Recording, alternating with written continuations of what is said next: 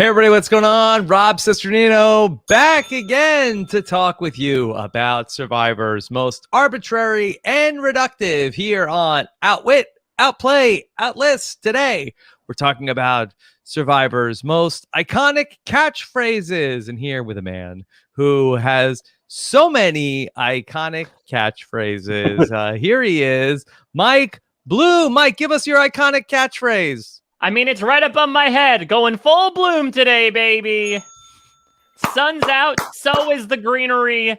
We're ready to talk about Survivor catchphrases over the years. I thought you were going to say sun's out, guns out. No, I feel like that would be copying from someone else's catchphrase. Sun's out, the greenery is out. It's a or Bloom buns original. Out. Yeah, take it however that would you be want the full to. bloom. Sure. Mike, how are you? I'm doing well. We missed you last time round here. Of course, had a really great time with Shannon Gus and Sasha Joseph talking about some iconic merge tribe names. But Rob, you and I have merged once more. Happy to have you back into the fold, and very happy to be talking about what I think up to this point might be the most out of the box suggestion yet for an Outwit, Outplay, Outlist podcast. Oh, okay. I didn't think this is too outside the box. I was actually very excited to talk about this one here today. Of course, I got to talk to Mike Bloom and Shannon Gus the other night when we talked about episode number 2 of Survivor South Africa. Definitely check that out if you've been following. And if you haven't been, what's your problem? Go ahead and check out Survivor South Africa. What are you doing? There's new Survivor out there. Like, are you really going to wait until fall? We're doing the marshmallow test right now, but you're also getting 3 marshmallows right now. So, go eat the marshmallows. Check it out. There are resources online.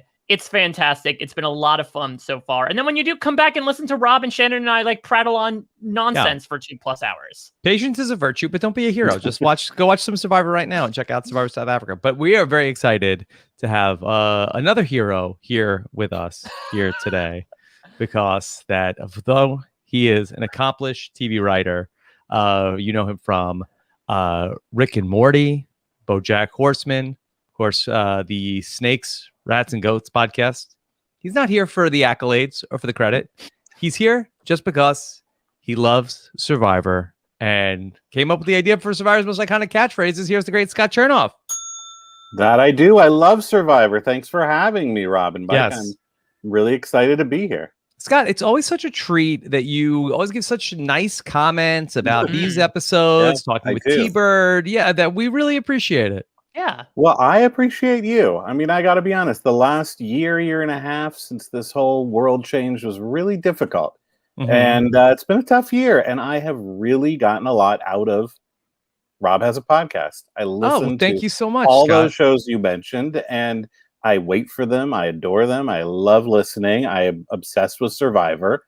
And you've given me so much content to listen to. The least I can do is be here. Give you some random compliments on Twitter. Yeah, but really appreciate it. Exactly. I think I can speak on behalf of both Rob, myself, and literally anyone who's part of this network that random compliments mean much more than you think they do when you send them out. So maybe this is a good piece of advice to everyone listening out there. Send out a random compliment to someone. It doesn't even need to be a podcaster, someone you admire in your life. You never know how much you'll make their day by doing that. Pay it forward. That's my catchphrase. So good. Last week on the RJP Rewind, I watched Run's House with Chappelle. And I think that maybe at the end of each day, Mike, I think I'm going to just draw myself a bath and send 5 nice tweets to people. I think that makes sense. Listen, WWRRD, what would Rev Run do? And I think in this case, Rev would indeed soak up in both gratitude and bubble bath. Okay. All right. Survivor's most iconic catchphrases. Scott, you are a lover of TV. It is your chosen profession. Do you have some favorite TV catchphrases that come to mind when we talk about catchphrases? Oh, wow. Well, the first one that really comes to mind, I'm going to date myself here, is probably Jimmy Walker, JJ. Dynamite. Dynamite. I mean, that was a huge one when I was a kid. Of course, the Fonz had many awesome catchphrases. But I think some of my favorite catchphrases now have come from Survivor. Really? And hence, here we are. I was thinking about some of these, and I thought, these are really good catchphrases. And here we are. Yeah. Scott, do you have a chosen catchphrase in life? It's It's time for bed, kids. Said at any hour of the day. It's time for bed. What they hear often from me is 2 minutes. That's probably my catchphrase. 2 minutes. 2 minutes till the fun is over. Yeah. My catchphrase, I think, is anybody even listening to me?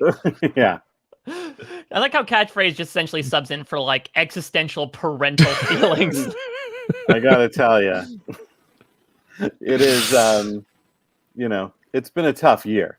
Yeah. All right. Well, Scott, a lot. Happy to have you here to talk about Survivor's most iconic catchphrases. Of course, once upon a time, you joined Akiva and myself. We talked about season 3, episode 7 of Three's Company. Is there a Three's Company catchphrase?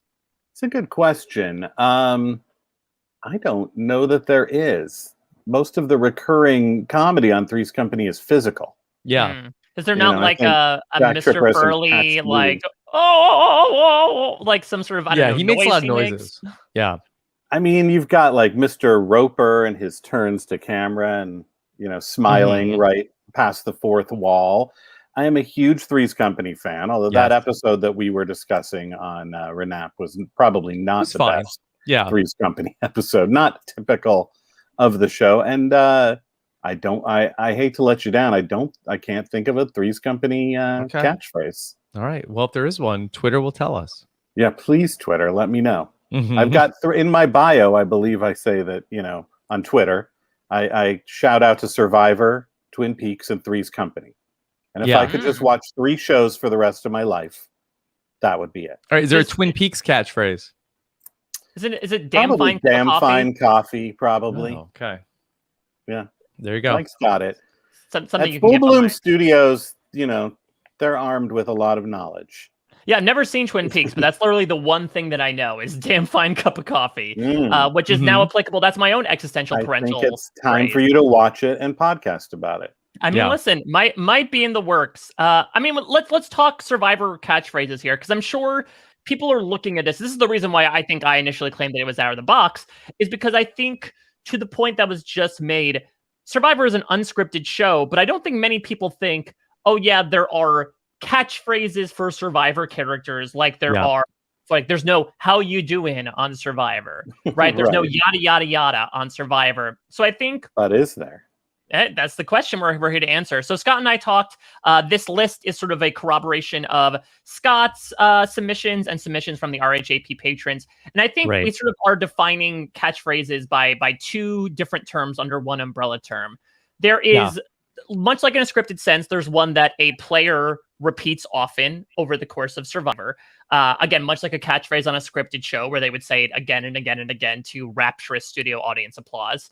But I think there are those where someone says it on screen, they don't say it again, but it has become repeated within the Survivor community. Sure. It's almost become like a catchphrase from the fandom more so than a catchphrase. Iconic line. Yeah. Exactly. It became instantly iconic. So a catchphrase can kind of catch on, so to speak, with the viewers, with the public. I like that.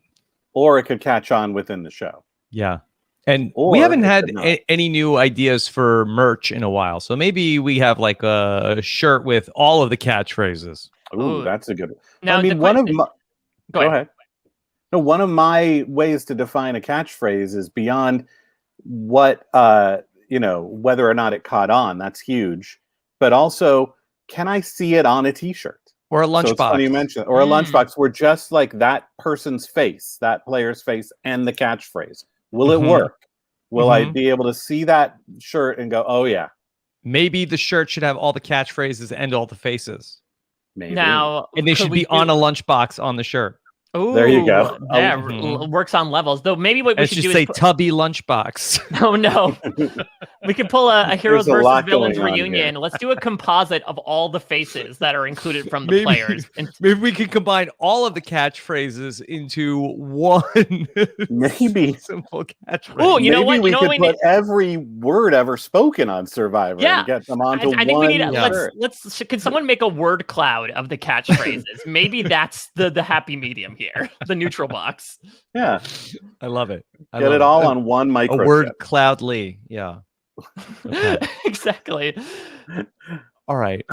You are so steeped in Survivor. That word cloudly I've just watched came right out of you. what 23 I don't even know how many seasons I've watched, and lot. that's all I do now. And we're You look, skipped one. I mean, you got lazy and took a week off. yeah, I skipped one, but I'm making up for it. We're going to be going into double time here in the next couple of weeks. Oh, really? Yeah. Oh my goodness. Gonna watch 3 seasons in 2 weeks. Now I'm excited. Okay. You're All giving right. me more content. Thank you. But more to do. All right. So, Mike, how did we want to approach the list? So I just randomized it, but we're gonna go through about 25 or so catchphrases here. Now they run the gamut from players to maybe people who have been part of the show from the beginning and might be in every episode and might say some things as well. I did not do my hard and fast rule that I usually do with one catchphrase per player. I decided to open the field this time because there are, I think, some quote machines in many regards. So yeah, it's in a random order. It's in no particular order, but we're just gonna go through them. I have the clips, so we can play them if people need a reminder of the catchphrase sound. But these are like 3-4. These are less than a Vine's worth of catchphrases. That's the point of it as well, too. Is right. It's got to be like clippy. It's got to hook you. Clippy, yeah. Got to be short. Love that guy. Okay. Yeah. All right. What's Clippy's catchphrase? Can I help? Can I help you? Yeah. I didn't realize he was so even zippy. Clippy's. Like catchphrases hey, all around us. Can I help you? So what's the RHAP catchphrase? It looks like you're working on a form letter. It looks like you're trying to come up with a catchphrase, and it's looking a little forced. I do like that Rob's Clippy does sound like Adam Klein. I will admit to that. Looks Are like you found working an idol. on a marriage license? It sounds like you found an idol in a podium. Can I help you with that? Mm-hmm. That's a terrible idea. Okay. let's start play here. This. I know that I wanted to put it in a random order, but I had to start with a big one. And I might start with the one that might be the consensus number one pick here. Yeah. It's the only one that has been part of basically every Survivor episode since Jump. I'm, of course, talking about the inimitable catchphrase from one Jeff Probst. The tribe has spoken. The tribe has spoken. Who was that? We're starting off with the big one. Yeah. So, all right. So which vote out was that? Okay, so I have 2 clips here, thanks to, of course, the great Derek behind the scenes. That first one was the very first person voted out, Sonia Christopher. Yeah. This is Jeff Probst doing the very last vote out that we have seen thus far, which is Sarah Lacina getting voted out of Survivor Winners at War. The tribe has spoken. There's Sarah to Sonia, or Sonia to Sarah. Yeah. There's a little bit of a change of tone, in my opinion. Like, Jeff seems much more solemn with Sonia. Maybe it's just like 20 years on the job has gotten to him at this point. Now, you think he's more casual with it? I think it's more so like a just part of the job type of thing, right? Like, whereas Sonia, this was very much a boots on the ground. We're all making this moment together. I feel bad. This is more so like, all right, I know what I got to do at this point. Well, also, Sarah wasn't even technically voted out, so maybe there's a little hesitation in his mind. Like, did the tribe speak on this one?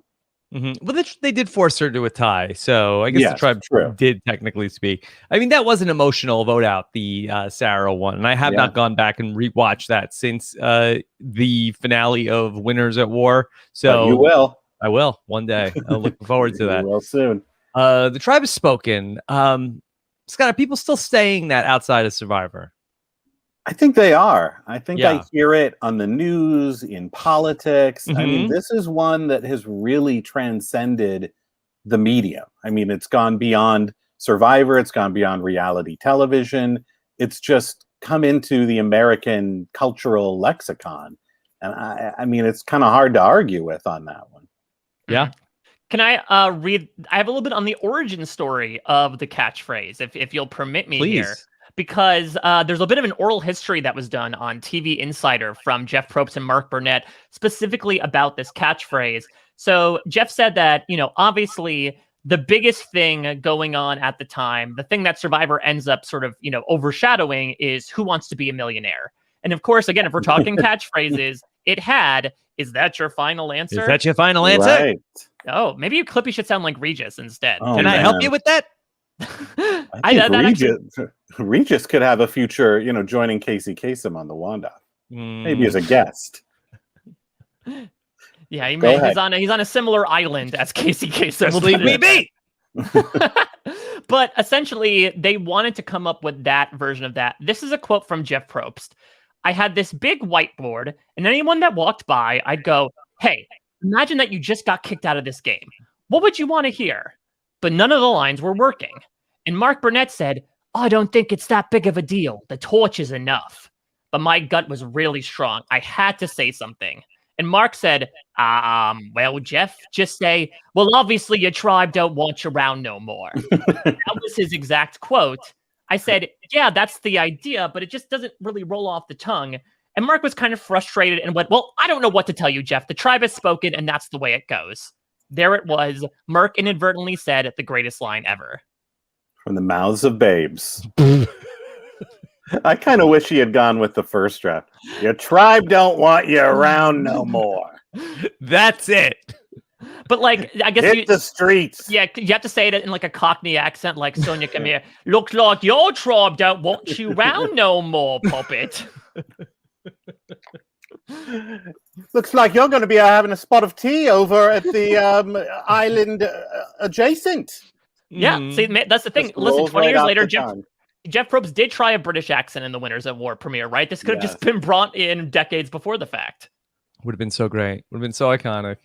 How come they never say TTHS?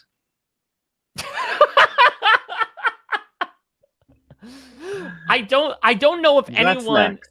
Yeah, I guess that's next. I think if it moves into a series where people are like, what's Survivor doing? They're cutting all these things. Jeff doesn't even say the full phrase anymore. He just acronyms it. If they go all, even more remote than they did at the Winners at War reunion, and he's just texting. Yeah. You can just text that in.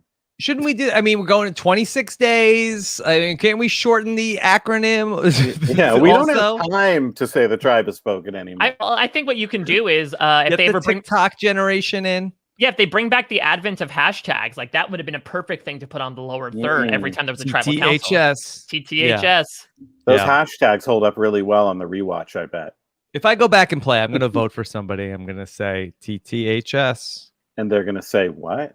I'll write it on the parchment also, like in the lower third. I'm going to put my own hashtag on. I love the TTHS block of comedies on Friday nights on ABC. That's what they're going to say. They're be like, Rob coming up with this new cable network of his that he's trying to shill out to people on the show. Okay. I mean, I don't know that this one is great on a t-shirt, but it's still it's pretty powerful. Yeah, pretty sure it is available on a t-shirt from CBS.com, Mike. Really? Yeah, I can't remember if this was part of our bidding war or whatever the game was that we did with the Amazing Race back in the day. Maybe if you put Matthew Gray Goobler on it saying TTHS, it's going to sell like hotcakes. Okay. All right. So I guess that. What do you think? This is going right to the top. I mean, I gotta think so. I know it's tough to set the bar high, but I think to Scott's point, this is one of those reality TV exit lines that I think has transcended the medium, right? Like, I can count the number of times that in pop culture, people have made reference to the tribe has spoken specifically when referencing Survivor. So I gotta think, I also think, no offense to that's tribe don't want you round no more, but I do think the tribe has spoken has like a really nice solemnity and officiality to it, right? Like it really sanctifies what tribal council is supposed to be and how important it has become in the game. It's maybe lost a little bit of its value in its words down the line, in that like now we have people playing idols and doing fire making challenges that most of the time the tribe hasn't actually spoken. It's just a couple of people. But I think it has such a lasting power. And it's one of the things that people still remember about the show to this day, no matter how much you've watched of it. Yeah. Should they say that when you play an idol? You just silenced the tribe. Well, I'm trying did not let the tribe speak tonight. I'm trying to remember, though, like in instances where someone had one vote, like when Lauren Rimmer gets voted out of Survivor HHH, I forgot if Jeff said the tribe has spoken or if he said like Ben has spoken, Probably said that at some point. Twist on it. Yeah. Okay. I mean, it works. I'd like to think that maybe there's something that's going to come in ahead of it. I'm open to that possibility, but it probably belongs in that top tier. Okay. All right. Tribe has spoken. Worth playing for sure. We'll see exactly if anything can top it. Exactly. If anything can snuff it out for the top spot. Mm-hmm. Oh, If the anything, tribe they'll will say, speak. We are the tribe, "This and we will list don't speak." want you here no more." Governor. So that's the thing. I You think gotta add a governor. if you run into any sort of like IP issues with this future T-shirt scheme, I think you could do like slight variations on the catchphrases, right? So instead of Jeff Probst, it would be like generic white man wearing an orange hat saying, "The tribe don't want you round here no more." That sort of is like the Palport version of it. I was also gonna throw out there, what about the tribe has Spokane, and then we have like a little outline of Washington State. That's gonna sell really huge in Washington. The lawyers come for us, like, "Hey, that's our cat." Like, nope. No. We're talking about Spokane, Washington. The and tribe we're talking about one of the Spokane. local, indigenous tribes. Oh, I in like that. Or you Washington. could do like, "Oh, we're really big bikers, so we're doing the tribe has spoke N," referring to our good friend N. That's why TTHS works so great, Mike. We could be running with that. I think honestly, we might be able to make this a legitimate thing. Hashtag TTHS every time someone gets voted out of Survivor. Yeah, that's gonna catch on, especially with the youngest kids. Oh, you know what? All right, Maybe kids out there, if you are listening, I think it's still yearbook season. Instead of putting hashtag hags in there, have a great summer, put hashtag TTHS and see if they get it. TTHS. Okay. TTHS. If you're in the know, then you're Yes. See, it's a good way to it's a good way to identify fellow Survivor fans, I think. Also could stand for Tata High School. Oh, I love that. Meaning. I think next year's graduation caps are going to be full of these things. We don't want you around his head no more. Go on, get out of our school. Yeah. I mean, graduation ceremony is a little bit like tribal council. Like, you walk up there, like they get the thing, and then you walk off and go have your tea. Yeah, walk of shame. There's a lot of whispering going on. And then you get to a set of little jars and urns, and you have to bequeath fire tokens like tuition to go to college. Tuition, and then you have to make a decision: do you go on to college or raise the mast? It's exactly the same. Yeah, you stand there, you just go, "Come on, God, come on, where do I go?" Come on. Oh man, that should have been on the list. Come on, God, put it down for the sequel. Okay. All right, That's a Mike. good What one. else do we have?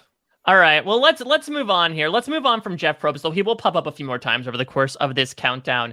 Let's move into one often quoted, I think, on this podcast. We are talking about the enigmatic Drew Christie from Survivor San Juan del Sur. As soon as I said his name, there's only one thing I can play. Basically, I'm a badass. Yeah. Yeah. So this is definitely, obviously, I think the first one was more of an indicator of something that became a catchphrase on the show. This is something that became a catchphrase off the show. Drew Christie never again said, "Basically, I'm a badass," but I know it's something that a lot of Survivor fans like to say. Yeah. Scott, how often do you use this quote in your daily life? Constantly, with my kids, especially as I try to impress them with all my moves. This is why you've got 2 minutes. I don't use this one, and I'm wondering how much it is. Is it used a lot? You say you've heard it a lot. To me, this is a classic, and it's a classic scene.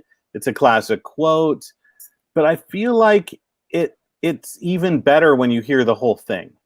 He goes on when he says again, "I'm a manipulator of the game," and then he has this really awkward laugh. He's like, and that to me is sort of like the icing on the cake. So, this is good to me, but I don't know how much it stands on its own as a catchphrase. What do you guys think? Mike, is Drew Christie truly a badass?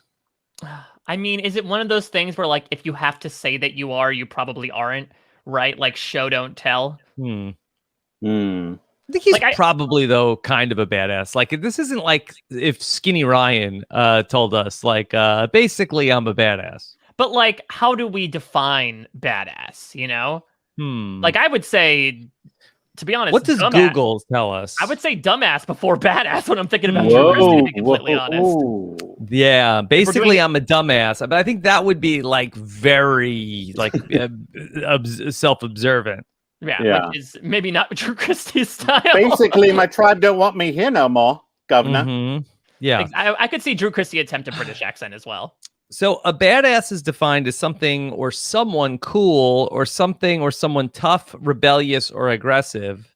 The definition of a badass is someone who's tough, mean, violent, or a bit aggressive. So you think Basically, I think he is. You think our CBS series Badass as Ball Bearings is going to take wind, Rob, after this with that definition? I don't see why not. But this one is great because it's we're laughing at him.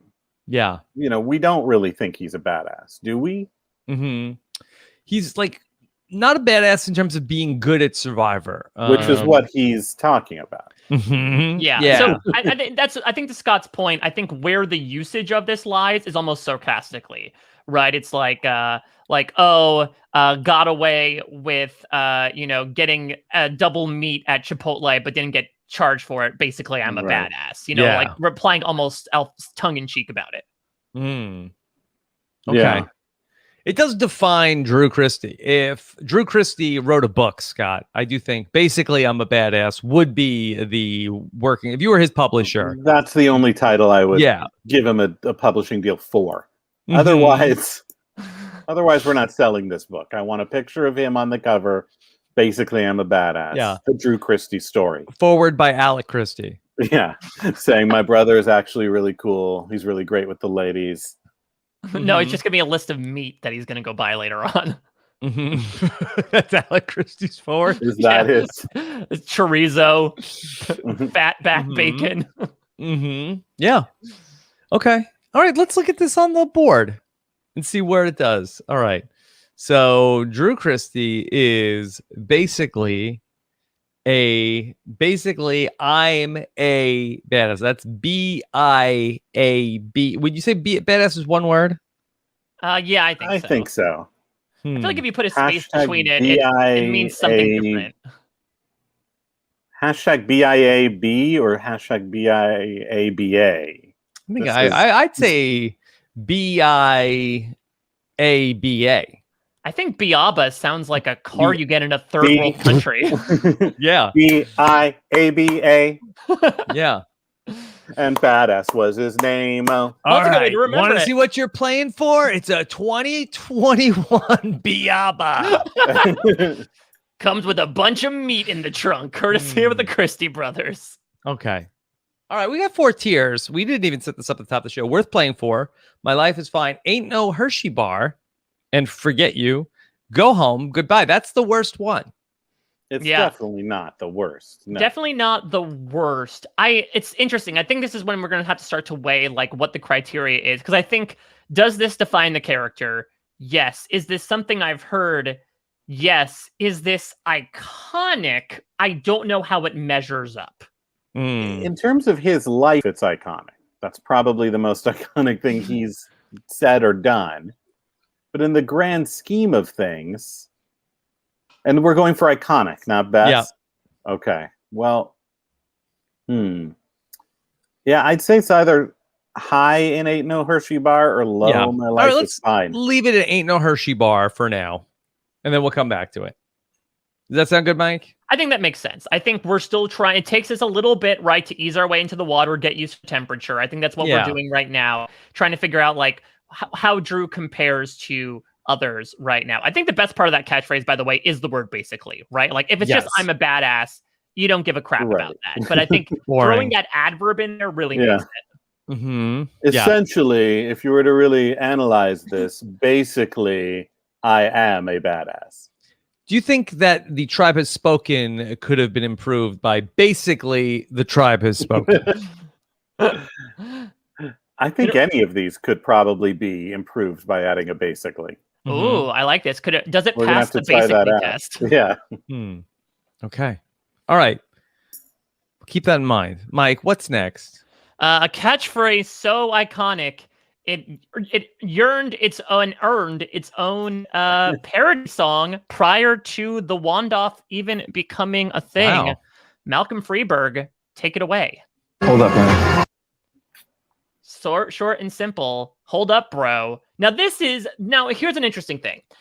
some of these catchphrases are a little Mandela effecty in that there are some that have been like repeated and have become memorable catchphrases in the community when that person didn't actually say that particular phrase of words. Because I do believe in the clip, Malcolm is saying, hold up, Reynold, and hold up, bro was only coined by the great Lisa, who did the previous like Lego songs, right? Did a song called Hold Up, Bro, about Malcolm's Malcolm getting the idol from Reynold. That's he correct. didn't say bro in that clip you just played? I'm pretty sure he says, I'll play it again. I'm pretty sure he just says, hold up, Reynold.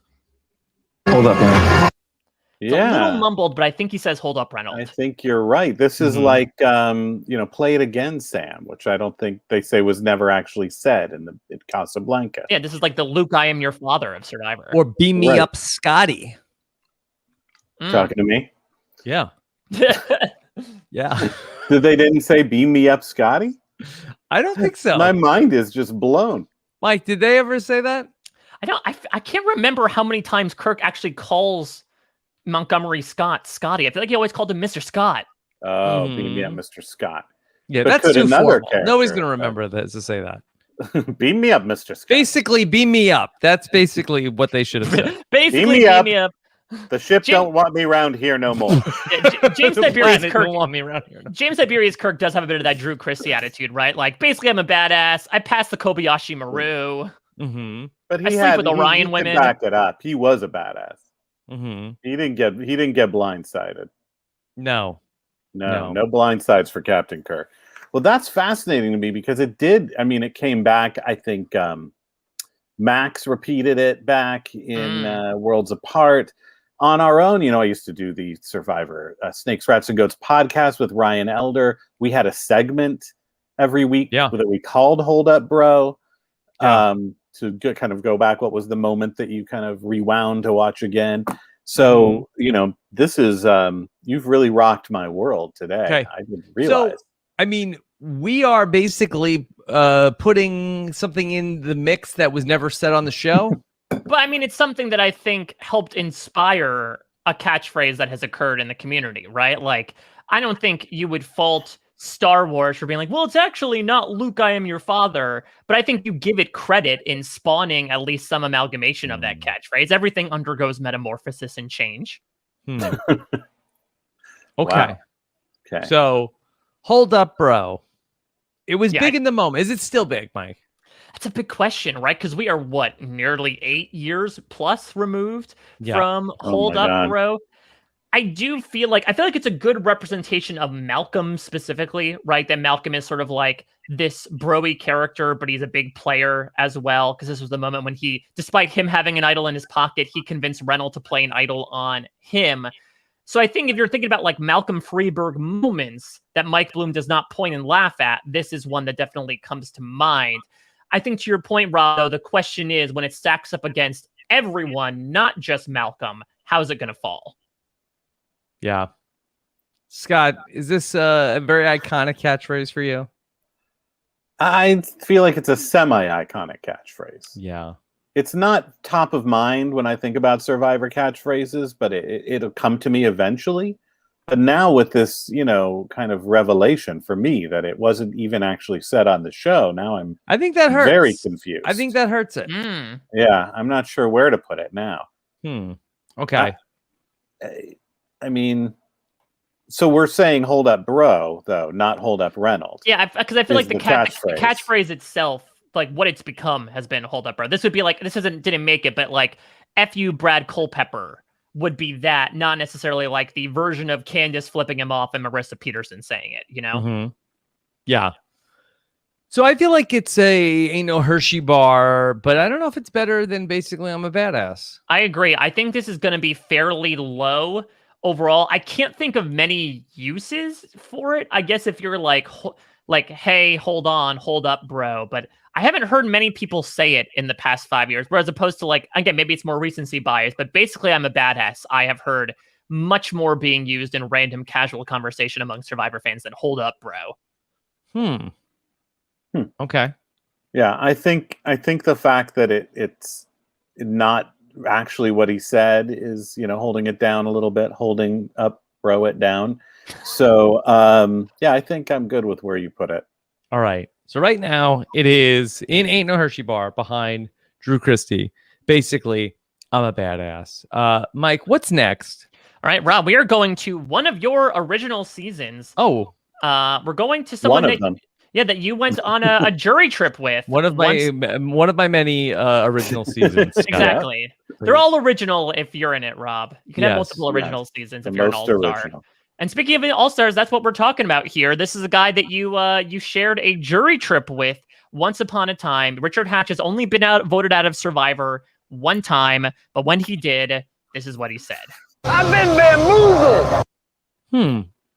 So, Scott, this was one that you wanted to put on the list. Yes. And I'm not willing to stand by that decision. Oh. No, I mean, it's moving good. on. No, it's good. I do think of it, and it's one of the Richard quotes that I think of, but I don't know that it's really caught on in any way. I do hear it quoted, but I don't know that it's really become a catchphrase. So I'm now thinking, it's good. It's something I think about with Richard. So I think that's big. That's probably the thing I think about most of him from All Stars. But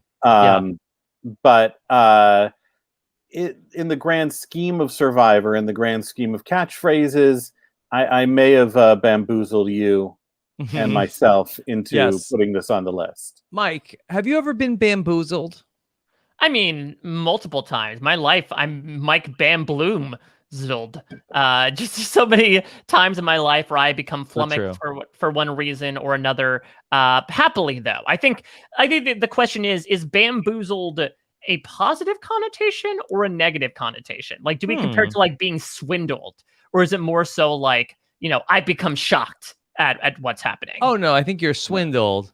I wonder, like, if you worked at like a big company and you sort of like left the company open to a ransomware attack and the hackers have shut down your complete computer system. If you went into your boss's office and said, "We've been bamboozled," I wonder maybe if it might be like a little bit more of an icebreaker that they wouldn't be as mad at you if you came in and said it in like a funny way. Well, especially with that that inflection, it's got a very George Costanza kind of feel to it. Yeah. I can see him using that. We've been bamboozled, Jerry. What? Bamboozled? I mean, I think that it's a little bit like not as nefarious. It's like that, It's like I've been swindled, but in a fun way. Yeah, exactly. It sounds like a nice fun turn to it. Exactly. It's a fun word, and that's a plus for it. Yeah. Yeah. It's like if you get caught when you're building a camp and you steal bamboo to build another shelter, you are bamboozling in a manner of speaking. But there's just a nice little flow to it that makes it feel much more than, hey, I've been like effed over, essentially. Yeah, I think like if there's ever like something where we get scammed, I think I'm just gonna break the news to Nicole about that. Hey, honey, we've been bamboozled. Do you think it could work in a very solemn tone, like, "Honey, I have bad news for you. Yeah, we've been bamboozled." Bamboozled. Could it ever just fly through in a serious conversation? Let me posit flagged something. And noticed. I don't know is there a word with the letter Z in it that comes across incredibly serious? Pizza. For me. Analyze. I guess so. Yes. Unless you're not from the US, then you put an S in there instead of a Z. Because they know how silly of a word it is. Yeah. Zygote's pretty serious. Yeah, I don't know. I think it's just like that, like lose sound. I don't know, in the middle of it that makes it come across a bit more jocular. I want to go back to Scott's point. Is this the most iconic Richard Hatch quote? I can't think of a more iconic quote from him. I know that the thing where he says he's got the check written. See, that's the thing is, I think that's like probably the better quote. I think what this one has over it is like we talked about in the beginning. Like it's Regis Philbin is Clippy. It's like short. It's 3 words as opposed to Richard's entire quote about how I've already got the $1 million check written for me. This is like a bigger, more energetic moment that you remember. I could see Regis saying this also. I've been bamboozled. Oh, absolutely. Joy. Yeah. Joy, we've been bamboozled. He's it's good. It's fun. It's catchy. Yeah. But has it caught on as a catchphrase? Is the name of an episode? Yeah. Hold up, bro wasn't the name Right. of an episode. That counts Wasn't even for said on the something. show. Yeah. So, all right, let's look at placing I've been bamboozled. To that point, so I think it might have to slot in above Malcolm. Like, I think now we have a little bit of our first line here, right? Is that putting the ones that weren't actually said on the show sort of almost fill out their own category. And so I think by default, Richard has to be above that. Okay. All right. So I've been bamboozled. Can you use bamboozle in the present tense? I will bamboozle you. Yeah. Don't bamboozle me. We're going out bamboozling tonight. Okay. All right. So Richard is better than Malcolm. Is it better than basically I'm a badass? What do you think, Scott? That's a close one. I mean, it's got a really fun word in bamboozled. Mm-hmm. Well, if it's basically I've been bamboozled. Basically, I've been bamboozled. That would be worth playing for. But I think he's good there next to Drew.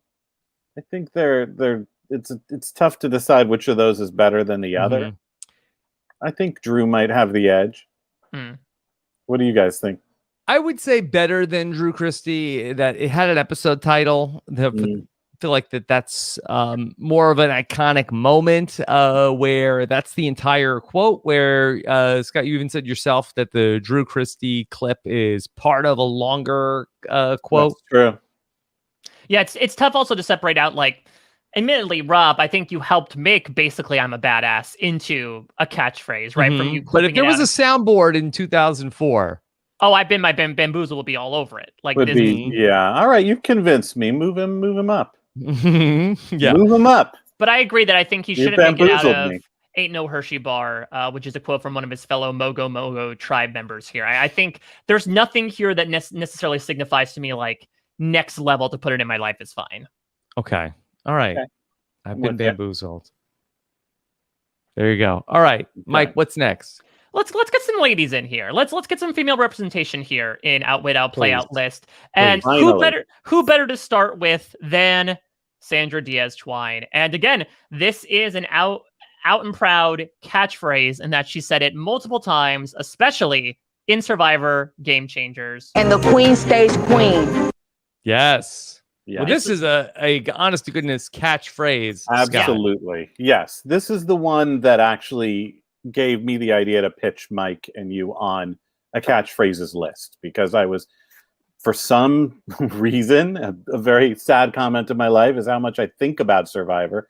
And I was thinking about the queen stays queen and how the queen, and I adore Sandra, and she created her own catchphrase and she willed it into existence. First of all, she had already established the name the queen. So that goes back. She had laid the groundwork by making herself known as the queen, and then she added this catchphrase. She repeated it so much that it really permeated to other players and fans.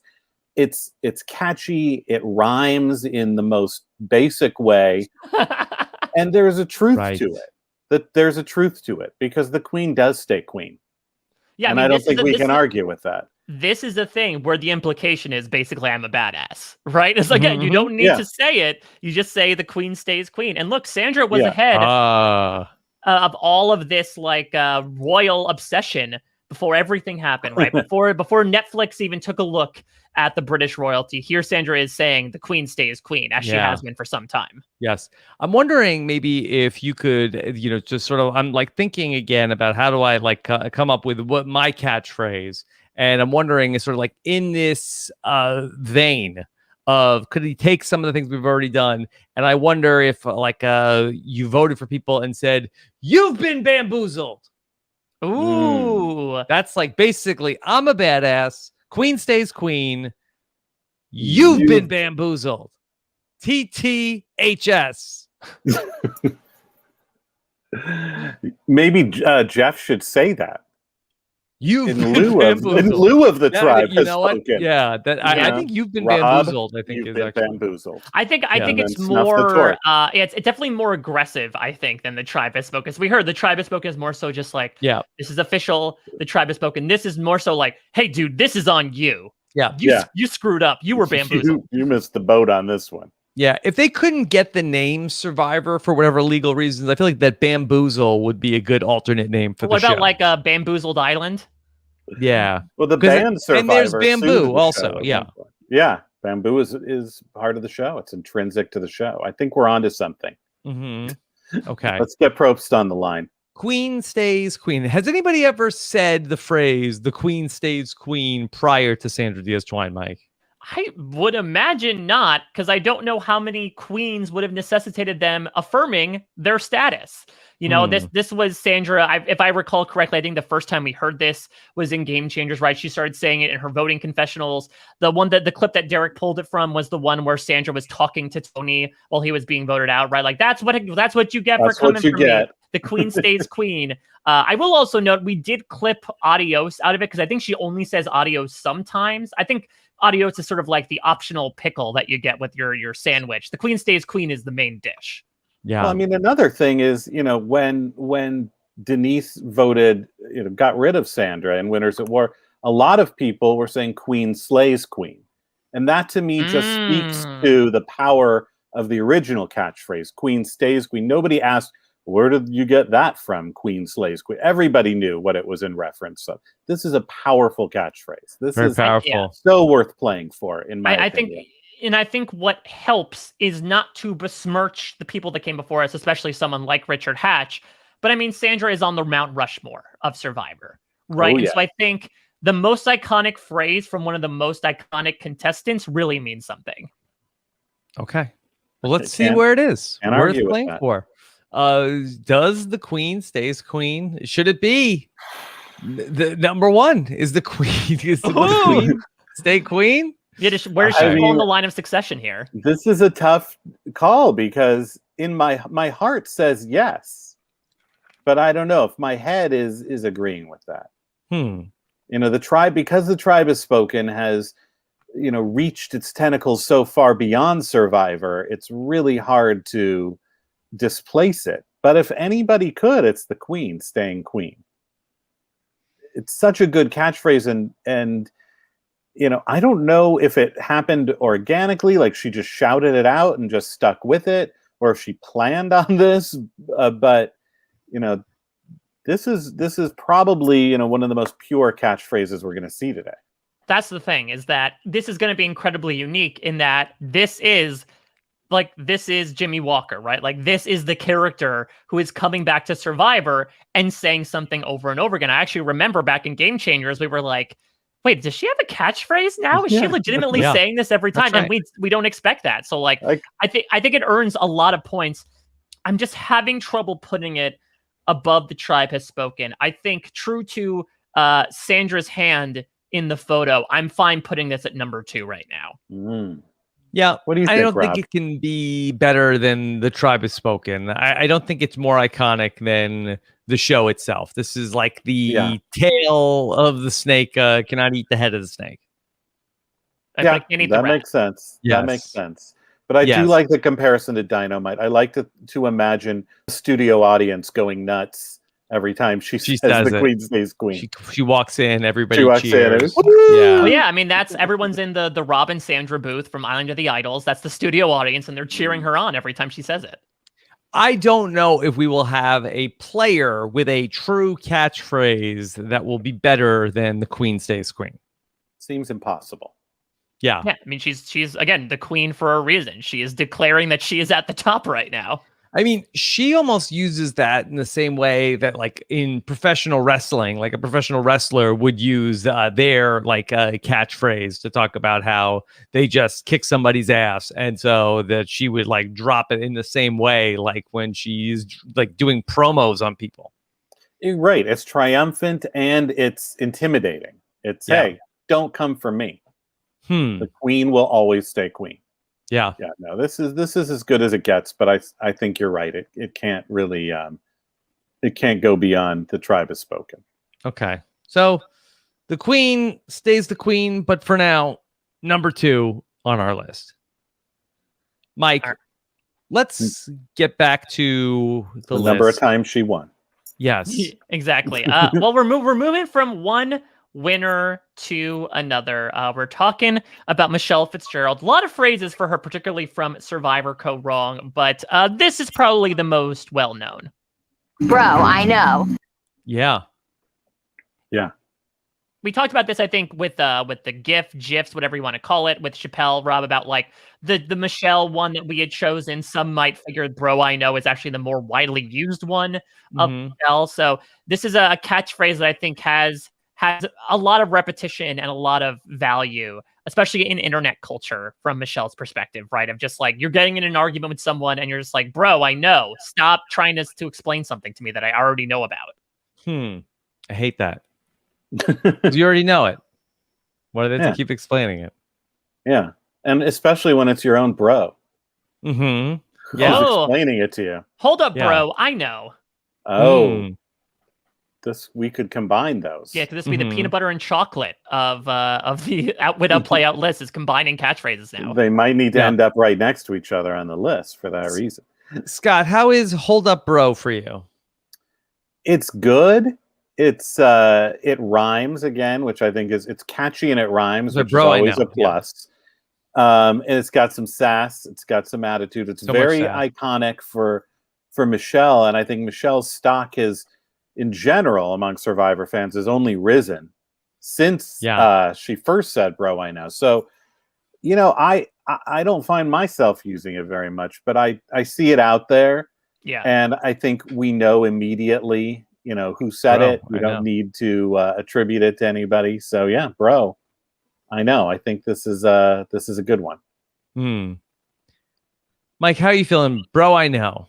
Bro, I know. I like it. Doesn't have a lot of zazz to it in the way Queen Stays Queen might, or even like I've Been Bamboozled, which also contains a Z in it. But I do think it represents Michelle a little bit, right? Like it is sassy, but it almost has that like colloquialism to it. Like, bro, I absolutely know about it. I mean, remember, one of our other quotes is, "I don't need to be carried, bro."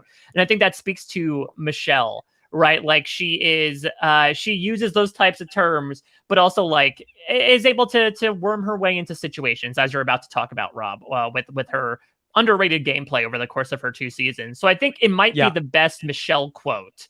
And it helps that it's, to Scott's point, I think it's used a lot.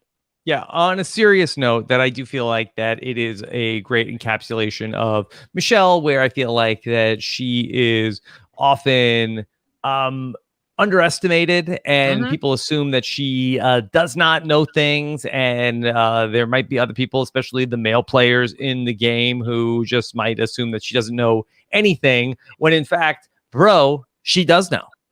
She's never been voted out of the game even. She's never been bamboozled. She's never been bamboozled, not even once. She's done the bamboozling. In fairness, I mean, she's been blindsided. Yeah, she has been blindsided. That's true. Yes, that's true. She also talked about a bunch of malarkey also another time, which I also liked. So this is very good, but she only said it once. And frankly, she's kicked the puzzle more times than she said this. Yeah.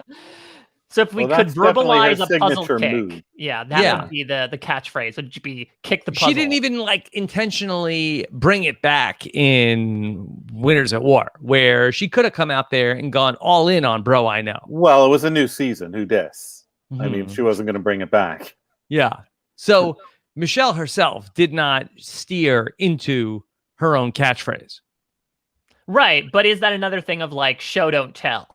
Right? Like only Sandra would be able to repeat her phrase over and over again and get away with it. If Michelle does, true to what the internet culture thinks of her going into Winners at War, they like, God, I can't believe Michelle's saying, "Bro, I know" all those times. We get it. She kicks the puzzle multiple times. But those are in moments of triumph, That's like, I kicked the puzzle because I'm excited. This is more so like, oh my God, I can't believe this dude's really talking to me like this.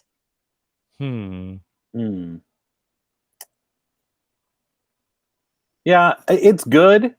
I don't think it's necessarily worth playing for. I think it might be, my life is fine with Let's this look at one. the list. Yeah, All right. I like putting it in my life is fine as well. I think it's bolstered a lot by the fact that I've seen a good amount of people use it. Maybe because it's more modern, it's just gotten a lot more play. But I do think like it's emblematic of Michelle. It's used a fair amount. I think what's keeping it out of that top tier is it's missing that je ne sais quoi that the top two are right now. If it was basically, bro, I know. Bro, I better? basically know. Bro, I basically know. Bro, I know, basically. Bro, basically, I know. Bro, it's always best to have a drink before war. Yeah. Yeah. Bro, I been new. That should have been the updated Winners at War version. Bro, I been new. Yeah. Okay. Is that good? My life is fine here for Michelle? How are you feeling about it, Rob? Yeah, I feel fine. Your life is fine. My life is fine. Yeah. I've been bro-boozled. Yeah. No. Okay. Let's leave it there.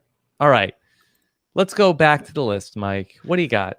All right. Well, this is one that I think will get a run out of you or a ream out of you. Someone you went to many times in season 38. Screw you, dude. It is Ream Daily. Yeah. Boy, Ream has so much. Screw you, dude. Lame.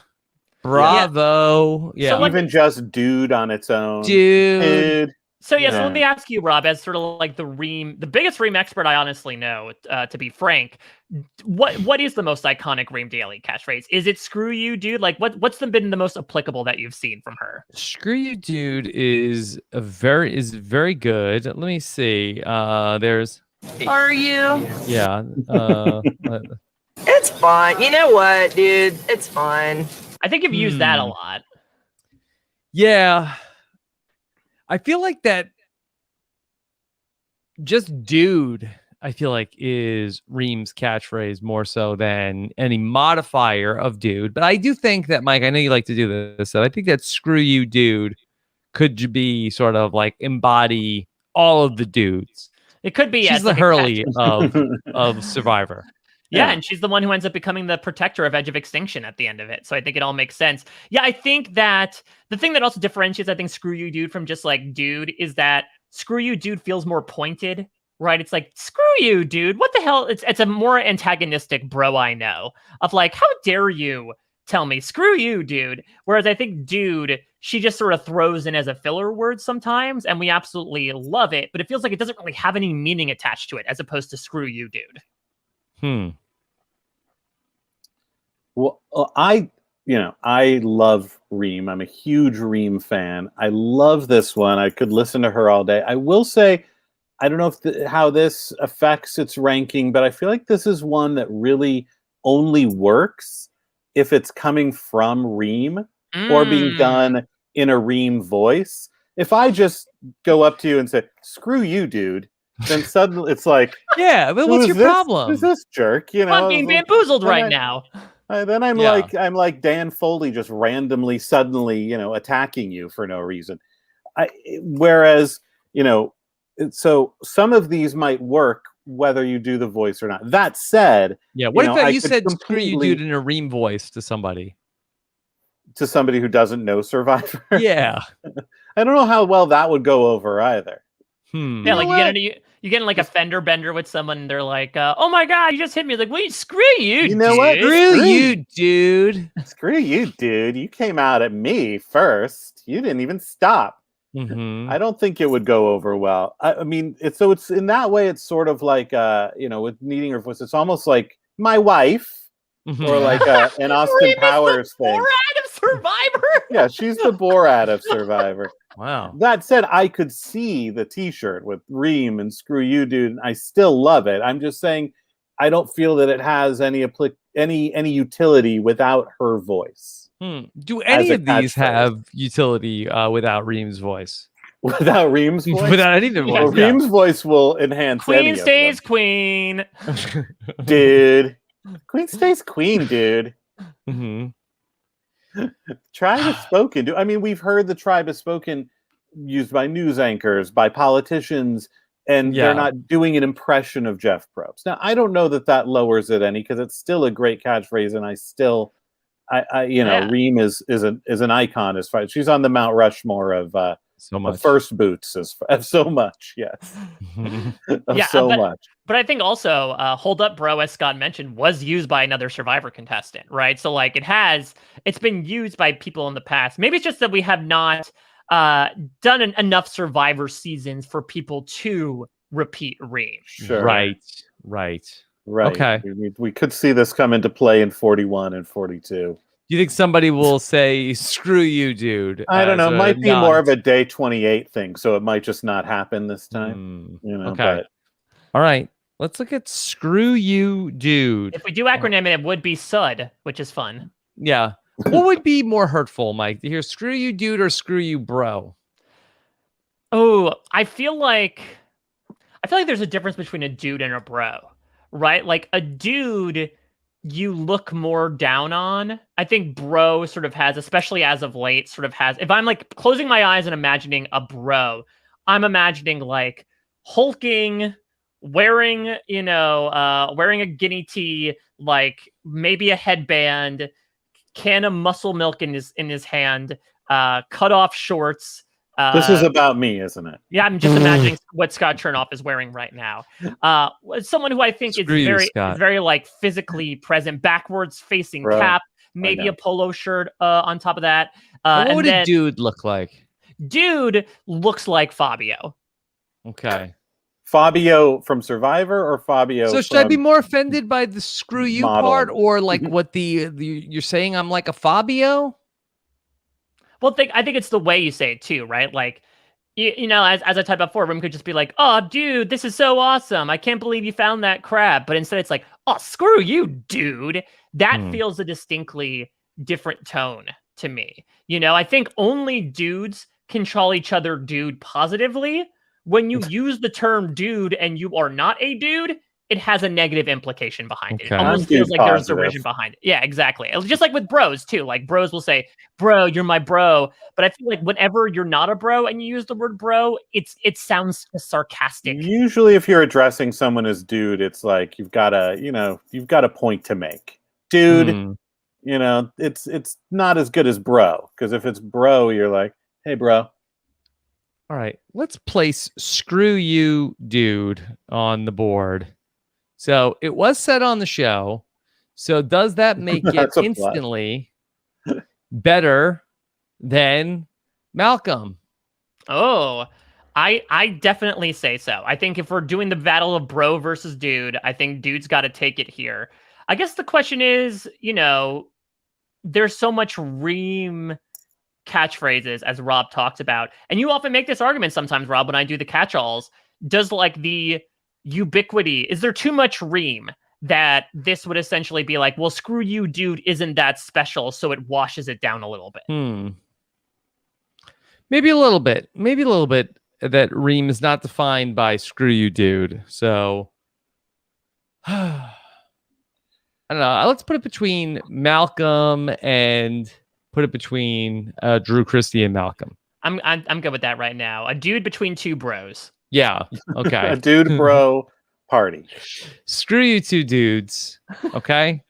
All right. So, Mike, what comes next? All right, let's go to, you know, we mentioned Michelle didn't bring any catchphrases into season 40. Someone did. This is going to be a bit of a unique one. But Rob, you made notice of this over the course of Winners at War. Tony, we know, loves to make sounds. We talked about the llama noises gif. Yep. This is something that Tony, without explanation, did throughout the course of Winners at War. Yeah. Is that a catchphrase? Is my question. Is that a phrase? There's Is it a certainly phrase? sounds. Does that It count as a certainly catchphrase? sounds. No doubt about It certainly that. has an audio element to it. Yes. Yes. Scott, could that be a Wheel of Fortune answer? That's the tough part, because I'm You're not just even gonna have sure to how be, you. you're gonna have to buy a vowel and then you'll win. Yeah, just by one vowel. I'm not even sure how it's spelled. You know, is it how many O's are involved here? What I like about it is that, you know, he did it so much, and other players did it back. Yes. Other players start. I believe Lucina does it. I believe maybe Nick does it. So it kind of caught on and became a thing. Is it a catchphrase or is it a catch sound? A catch? I think it's call and more response? catchy than it is a phrase. Yeah, but let me also offer, like, when Homer Simpson says "dope," is that not a catchphrase, despite the fact that it's a sound and not a word? It's more like, is a beat a song? So is there a melody missing from "ooh ooh"? Is your question? Yeah. Which, ironically enough, does sound melodic on its own. I think it sounds. I don't know if it's a phrase. Well, I love it. I mean, I love Tony, and I love that it kind of, to me, sums up the joyful abandon, with which he plays. He always seems like he's having so much fun. And whenever he kind of triumphs or something, this kind of just comes out of him. But I suppose that is a worthwhile question. Is it a phrase? Can you put it on a T-shirt, Scott? I mean, I think that's the sort of like, if I looked up catchphrase, I think number one, can you put it on a T-shirt? I think a T-shirt of a lunchbox with all of the catchphrases. But will people know what it means? When I see it spelled out, am I going to wonder? Am I just looking at it going, ooh, ooh? Am I going to hear it? Based on how it's spelled out. This is huge. Well, so that's the other thing as well, actually, a bit of behind the scenes stuff is I know when I reached out to Derek with it, he thought I was referring to "this is huge. I needed this." Ooh, ooh. So does this get docked points in that, like, it might not be the most even iconic Tony ooh moment? So on paper, you're saying it might not. Although I sent it to you as a suggestion, you knew what it meant, right? Yeah. You got that. This is tough because this is something Derek, get with the program. This is something that genuinely did catch on, that was repeated quite often, that you associate with Tony. So I guess we're coming down to the question of the technicality of, is it disqualified for not being a full phrase? Mike, could we start doing it on podcasts back and forth? I think so. I think especially if we're trying to you do one. All right, so if we're like we're down a tangent, I'm like, all right, let's get us back on track. Ooh, ooh! Ooh, ooh! Or after a particularly good interview or a particularly good, exchange of, like the bell banter. Yeah. It's like it's akin to the bell.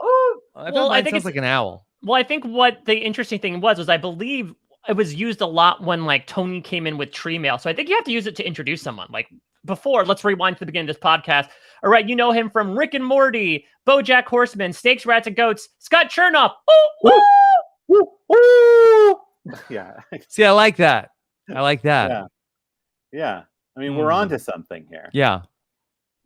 Well, let's look at the board. But I think to that point, now you're not using it even as a catchphrase anymore. Now you're just using it as a sound effect, which feels a little different. Well, I think it's very much like your ding, Rob. And would your ding be considered a catchphrase? They wouldn't let me bring the bell on Survivor. Yeah. Okay. First off, I'm very glad that you figured out this picture was the one to represent Tony. Because I was sort of like, I don't know if we'll figure this one out. It's a disturbing photo. Okay. Yeah.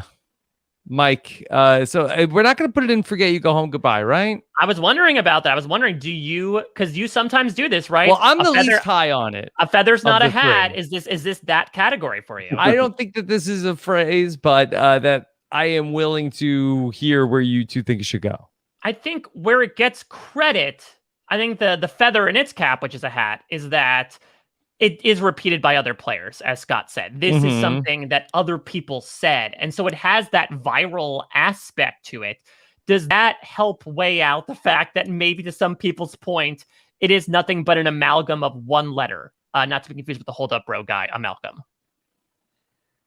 Well, I mean, it's coming from his voice. It's a vocal. Okay. Yeah, I mean, let me ask you a question: Is Rupert's catchphrase of "roar" on the list? It is. I mean, it didn't, but I mean, I could see it as a Rupert catchphrase personally. I feel like his catchphrase was yelling "Drake." I don't do a good Rupert, but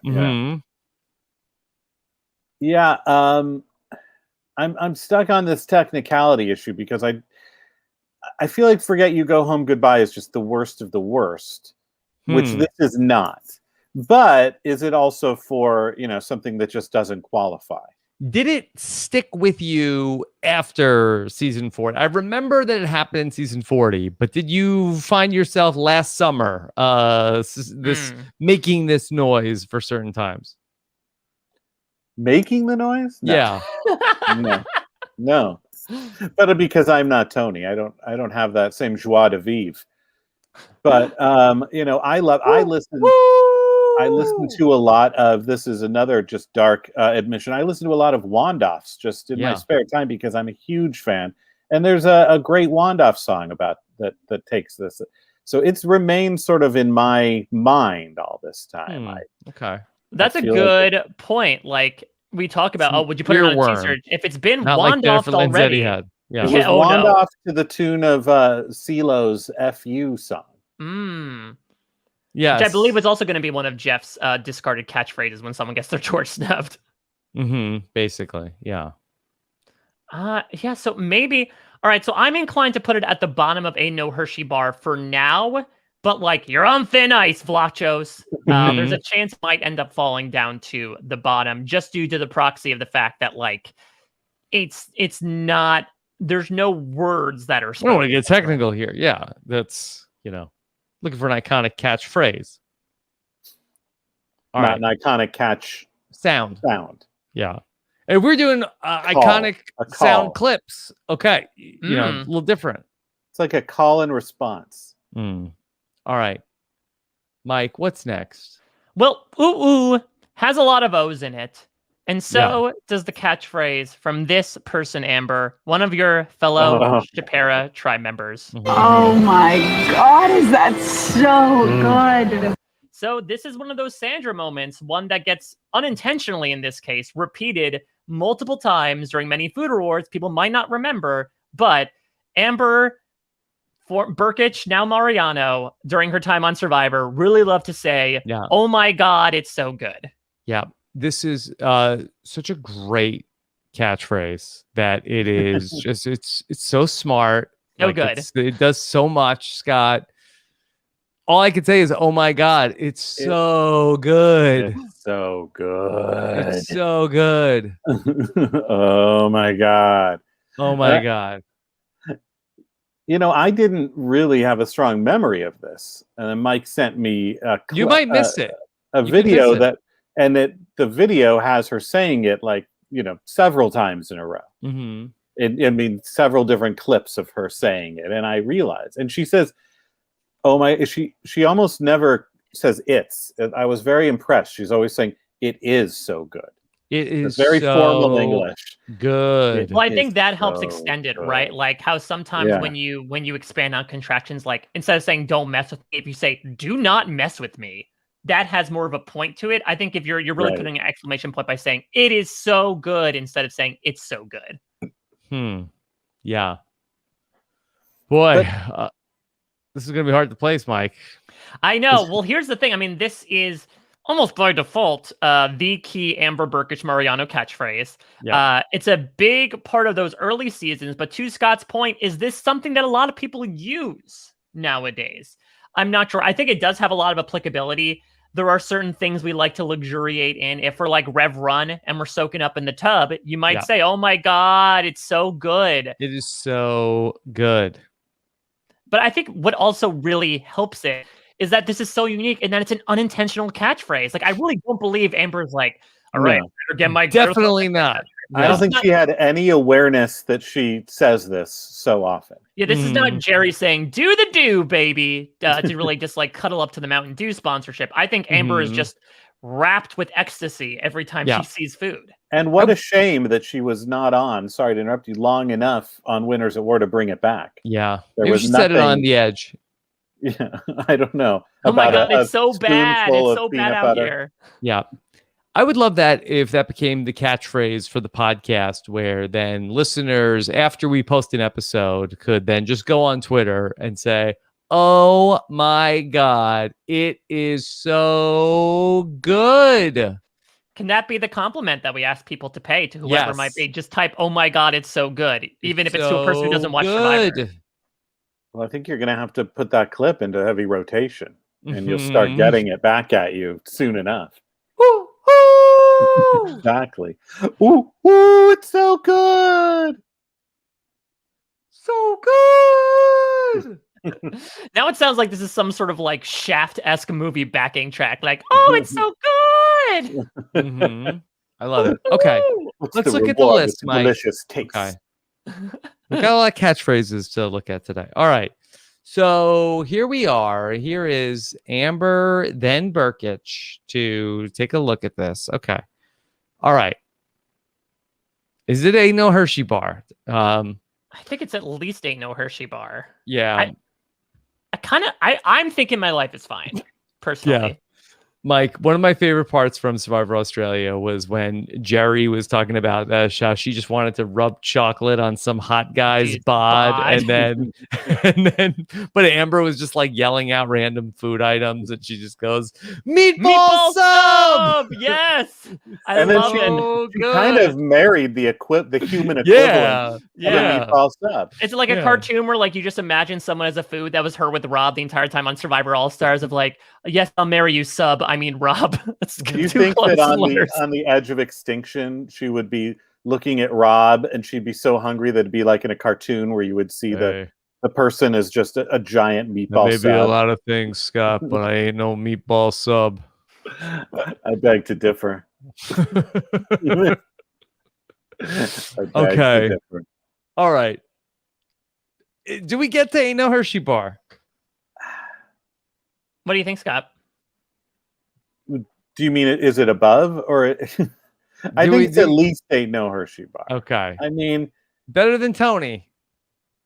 I think better than Tony. Okay. Like I think the fact that it is like it is a phrase. Like we talked about, it's a phrase. And I think it was properly said on the show, so we have to move it past Malcolm. It's a complete sentence. But I think the fact that like if we're giving Sandra credit for repeating it multiple times, we have to give Amber credit for it, no? But if it's unintentional, if it's like just like a verbal tick, I think that's fine. I think that's, I think that makes it even funnier that she essentially backed her way into doing what TV writers do all the time. Like she found her "Did I do that?" by pure coincidence. Yeah. But is it something that we very strongly associate with Amber? I personally do. But again, to your point, Scott, and your own experience, there might be some people who don't. I mean, I've watched that season multiple times and just I remembered it as soon as I was watching it, but it never stood out to me. Did it stand out to you, Rob? It does stand out to me. I feel like you are very delighted by this one. Me? Yeah. I mean, I have experienced it. Exactly. So, that's what you're remembering. Yeah. She played with Amber and her sub on the island. So, yeah, that's her go-to. I don't think it's a great catchphrase, but it is Amber's catchphrase. But is it an iconic catchphrase? I think it is at least more iconic than I've been bamboozled, personally. Whoa. It's something that we associate with Amber multiple times. That is a hot take. I think it is clearly Amber's catchphrase. I do not believe it is an iconic catchphrase. Some catchphrases, you hear them and they're instantly iconic. Others take years to become iconic. I don't know if this is one of them. So to that point, I think we've settled on Ain't No Hershey Bar probably just by compromise. I guess the question is, where does it fall in here? Well, it was said on the show. It was said on the show, so bye-bye Malcolm. It's definitely above that. I'm fine with it where it is right now. I think it should be above Malcolm at least. Because Amber did say, oh my God, it's so good on the show, unlike Malcolm. It's interesting because, he didn't say it on the show, yet it has caught on as a catchphrase. I think it could go on either side of Malcolm. I will sign off on whatever decision you make. To to the bamboozled point, I do wonder, Rob, if you had a soundboard for some reason back in 2001, I do think, oh my God, it's so good, might have made it on there. Okay. Probably not as All much as I've been bamboozled, but I can imagine it being on there. Mike, what's next? All right, well, we're going to the definitive catchphrase of someone who you very much remember because it's from a season that people try to forget, Survivor One World. Take it away, Troyzan. This is my island. You can't beat me. Yeah. Yeah. I think this is pretty good as a catchphrase. This is my island. Yeah. What did he say at the after? This is my island, right there. You can't beat me. Okay. Because this is what Troyzan says after his back's against the wall at like the final 10, I want to say, of Survivor Right. One World. And so he wins the immunity challenge and does, this is my island. You can't beat me. And everyone just sort of like says, whatever, Troyzan. I'm going to go look at the ocean. Right. Mhm. Yeah. It doesn't have quite the impact that he wants it to. But it holds up as a catchphrase. I think it doesn't have it doesn't really have that air of truth to it because really it was Kim's island. Mm-hmm. You know, so it's more of an ironic. Yeah, it has that basically I'm a badass sort of description to it, right? Where it's ironic in its usage. But it also sticks that I feel like that when Troyzan is going to come back for second chances, I feel like this gets talked about. I feel like it's mentioned again when he comes back actually in Game Changers. So I think by definition of something that's repeated multiple times that is used to sort of like identify the person, you could see this on a t-shirt. This is my island with a picture of Troyzan. So I think that as terms of like the definition of a catchphrase, I think this is actually like a pretty solid one. And so he'd be taking his own photo for that t-shirt. Yes. Click, Click. Yeah. Click, click. That's his other catchphrase. Mm-hmm. Nice. Yeah, I do agree, though. I think this is the most iconic Troyzan moment, right? Like, this has to be by far. And to your point, Rob, I think this is the reason why he gets brought back as many times as he does. Yeah. Okay, let's look at Troyzan. This is my island. Does the emphasis matter? This is my island. Yeah, I think that's what he sort of is like. That's the implication, I think, behind it. I think this is my island is more so the Jeff Probst validating an immunity idol tone to it. Right. This is Troyzan's island. Therefore, this is my island. Any islands for anybody else will not count. Okay. All right. So are we talking the Ain't No Hershey Bar? Are we talking My Life is Fine? I don't know. Could this eke its way into My Life is Fine, or do you think it's still hanging out with the rest Let's of try it on at the back of My Life is Fine. What do you think of that, Scott? I think it's okay. I wouldn't put it any higher than the back of that. You know, it doesn't. I think your points are good that it's a solid catchphrase. I don't know that it's a great catchphrase. Mm-hmm. It's definitely a catchphrase. So it beats a couple just on that basis alone. Okay. Mike, what do you think about it here? I'm fine keeping it here for now. I think it has a lot of pros. I think the cons are the fact that it's just affiliated with a not so well-regarded season, so I can't imagine people using it a lot. But I do think it's arguably probably one of the, I know it's a low bar, but probably one of the like biggest lines coming out of Survivor One World. I think this is one of the quotes that you remember the season by. Is there another quote from Survivor One World that we remember the season by?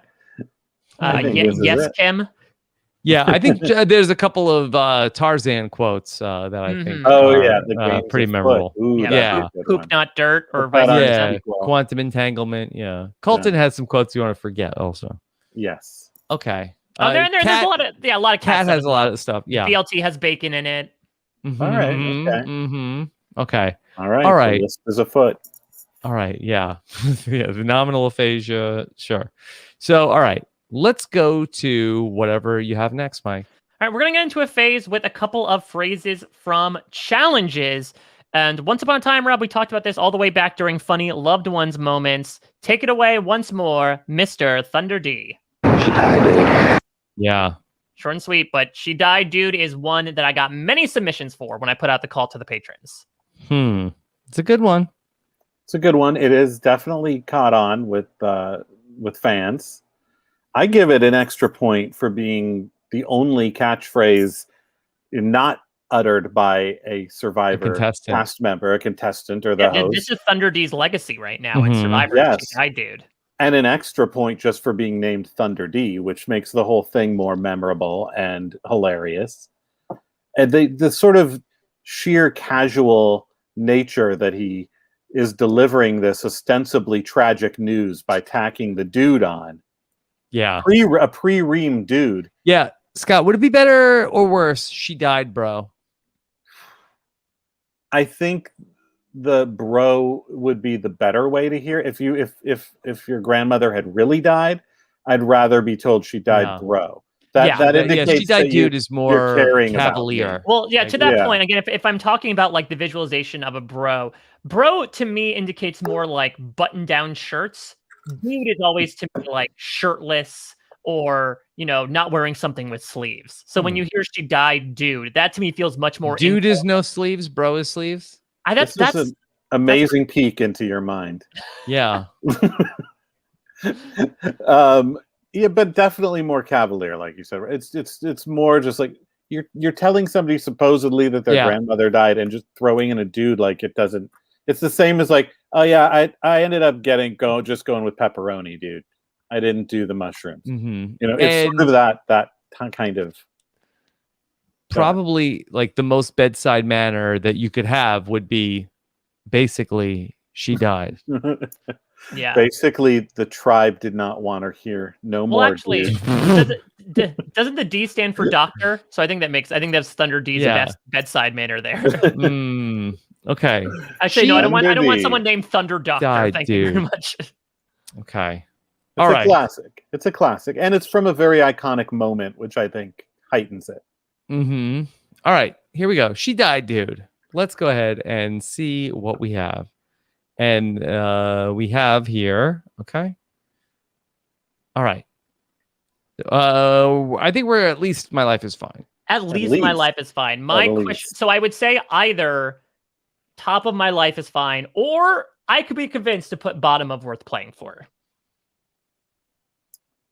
Yeah, I'd agree with either of those. Okay, I think let's go higher for this. Yeah, it's worth playing for. Because I think this is arguably the most iconic moment from one of the most iconic moments of all time in Survivor. I think that means a lot. It is arguably like why it makes it the funniest moment of all time is like Scott beautifully addressed, just like the Thunder D's acting specifically, that he feels like, all right, like he's doing an improv scene and he's like, what would my character say when he's trying to celebrate the bereaved Johnny Fairplay's grandma? She died, dude, is just 3 magical words. And I feel like he's also kind of panicking a bit because he kind of either forgot to bring it up or he wasn't sure if Johnny still wanted to do it. So he waited till he was prompted. It was sort of like, yeah. She died, dude. Okay.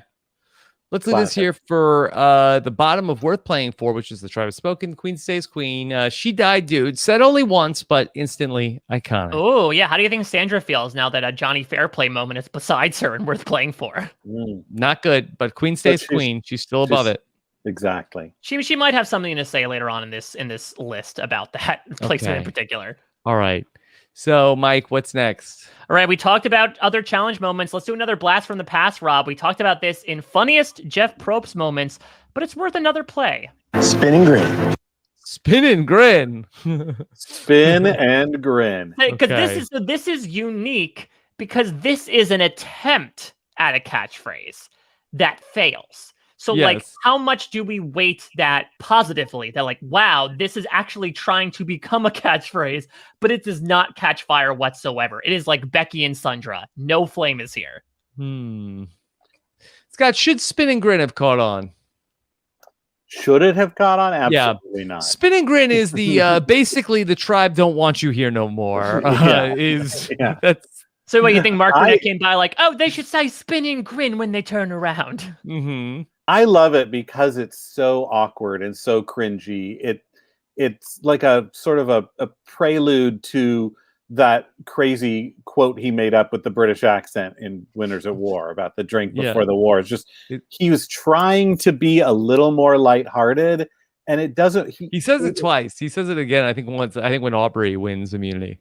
Yeah, he was trying to make it happen, but I think it's interesting because so many of Jeff's catchphrases did catch up, were good, and have stood the test of time. So this is a rare instance, and maybe it has Right. to do with him trying to be a little bit more fun, and that just doesn't work for him. I don't know what it It's is, too late. but It's too The late one, to the one introduce season Spin you and want to Grin. be And, fun in Yeah. is Survivor Game Changers. That really is the playground that you want to romp on that jungle gym. you know, maybe if he said Spin and Grin in season 2, we would have all just went with, okay, Spin and Grin. That's what you say. That's the the thing. worth playing for. You know, that's Spin and Grin. You put it on, you got to spin around and grin. Don't walk into season 34 with Spin and Grin. On the other hand, I encourage him to keep trying to innovate and come up with new, insane catchphrases and ideas to start throwing in, because I love to watch him flail. He's so good 99% of the time. We love it. It's fun for him to be, to see that he's a little human and not every catchphrase can be the tribe has spoken. Okay. All right. Let's look at the board for Spin and Grin. Okay. I think this is the easiest one so far. Yeah. All right. Place it, Rob. Put it in. Forget you. Go home. Goodbye. Wow. All right. Jeff Probst, the alpha and the omega here. Top spot and bottom spot. Yeah. Yeah. Bookends. Yeah. And he did forget it, and it did go home, and we did say goodbye to it. And is that? Oh, you know what that is? That's the season 1. Remember, like the sound that would sing, the transitions between scenes. Yes. Yeah. So Tony just embodied that 22 decades later. I love that, Mike. That's perfect. Yeah. So I think I totally agree with this, actually, because I think we have some memory of it, but I'll be completely candid. I sort of tuned out Spin and Grin until we did that Jeff Probst list and people reminded me of it, because I think, to Scott's point, it's a blemish on Jeff's hosting record that I think he would rather us not remember. And so it doesn't really even necessarily have that iconic quality. Exactly. We like it, but I feel like it hasn't really caught on even from an ironic perspective. We should bring it back. Okay. Maybe on Robin and Akiva Need a Podcast, we should do a Spin and Grin. Right? Akiva, you ready to spin and grin? Well, you spin the wheel, right? Yeah. So there you go. Well, I think what you do is you do spin and grin if it's a good outcome. If it's a bad outcome, it's round and frown. Very sad. Okay. Mike, what's next? All right, let's move on here to an iconic moment, I would say, I think, from Tribal Council. Keith Nail's got a lot of big moments behind him, but I think this is the quote everyone remembers him for. I say stick to the plan. Stick to the plan. That was a good one. That's a classic. It's a big classic one. We got a lot of submissions for this. I do think, as I just mentioned, I think it is the Keith Nail moment. As much as I think we get utility out of going on a cruise is fun, I do think stick to the plan. I mean, it's also emblematic of that Tribal Council too, right? I remember in those future subsequent seasons, Rob, you would have talk with players and nobody wants to have a stick to the plan moment where someone just accidentally outs what's going on in front of everyone. Yeah. Scott, you like stick to the plan? I love stick to the plan. I love the moment. I love Keith. I love the quote. I want the t-shirt. And even though it's not completely accurate, I want him to be driving the tuk-tuk in the t-shirt. And I just want him driving a tuk-tuk and the word stick to the plan. That's the t-shirt I want. Yeah. But yeah, this is, I don't know how much it caught on, so to speak, with the show, within the show, but I think that it's one that is referenced a lot outside of the show. I don't think this was an intentional Keith Nailism, but I do think that stick to the plan became part of the Survivor lexicon. Yeah. Right. But it's more so used in a sober perspective, right? Whereas opposed to the Keith use is more the goof juice version. This is no, we have to stick to the plan. Keith's I say stick to the plan. And it's also just, again, such a big moment as well, right? Because they were going to go through this whole plan to blindside John Mish, go out with an idol in his pocket. He does later on. But then Keith gets the bug in Natalie Anderson's ear in particular by being hey, something's happening right now because there is a plan going on. So I think it has a lot of iconicness behind it. Okay, let's look at the list. Stick to the plan. Here we go. This one is going to be, here we go, Keith Nail. And where is Keith? Boom. Here we go. Where should Keith be? Nail it in, Wow. Scott. Where's it going? I think this one might be worth playing for. Whoa! Wow. Maybe toward the bottom or toward the top of my life is fine. I just think it's such a funny moment. I'm a nail mail. I'll admit it. I'm a fan. Yeah. Either there or either the bottom of Worth Playing For or the top of my life is fine. It's definitely is a Hershey bar, so I wouldn't put it any lower than my life is fine. Yeah, I gotta put it in my life is fine. I do not. There's nothing here that like really compares it to the top 3 for me. But I could see it above Bro I Know. In that, to your point, Rob, I think ironically it has found its way into Survivor in a very strategic perspective. Ironically enough, considering it's associated with Keith Nail. Yeah. I think it's good here. My life is fine. I feels like the top of my life is fine. Feels very good. Yeah, from a season that Keith played in. I think that quote is very apt. Yeah, I don't think it needs to be in the all-time top list of Survivor catchphrases. All right. Hey, you're the boss. All right. All right. Stick to the plan. All right. Mike, what's next? All right. So this is one that, again, I think we got Mandela'd a bit. Russell Hantz said something one time upon losing his second season in a row in Survivor Heroes versus Villains. What he actually said was, I think there is a flaw in the game. But what we remember is, of course, the game is flawed. Flawed. Yeah, and it's always said flawed. Flawed. He didn't even say that, apparently. Interesting. But this has the caught clip on. is flawed. Yeah, maybe. I'm not sure. I do. Like, I don't think he said it anywhere else. I think some people, maybe they just like memified it and turned it into like, when you're doing the caricature of Russell, you're like, oh my God, the game is flawed. Where's my hat? That it sort of just got like, where's my hat? It sort of just got like mangled into forming a completely different sentence. I've been bamboozled with this. Basically, the tribe don't want me here no more. Oh yeah, you know what that is? If Russell Hantz, God forbid, ever became the host of Survivor, he would change it from the tribe has spoken to the tribe don't want you here around no more. Yeah. So there is a flaw in the game. There is a that's flaw. That's what he literally said. Or are we trying to? Well, this to me is like a worse than Malcolm because I don't even know. Yeah, there's this is not a change in a word. This is a change in an entire sentence structure. Entire syntax is warped right now. Yeah, I had no idea. I thought it was the game is flawed all this time. Game is afoot. I also think it's been used.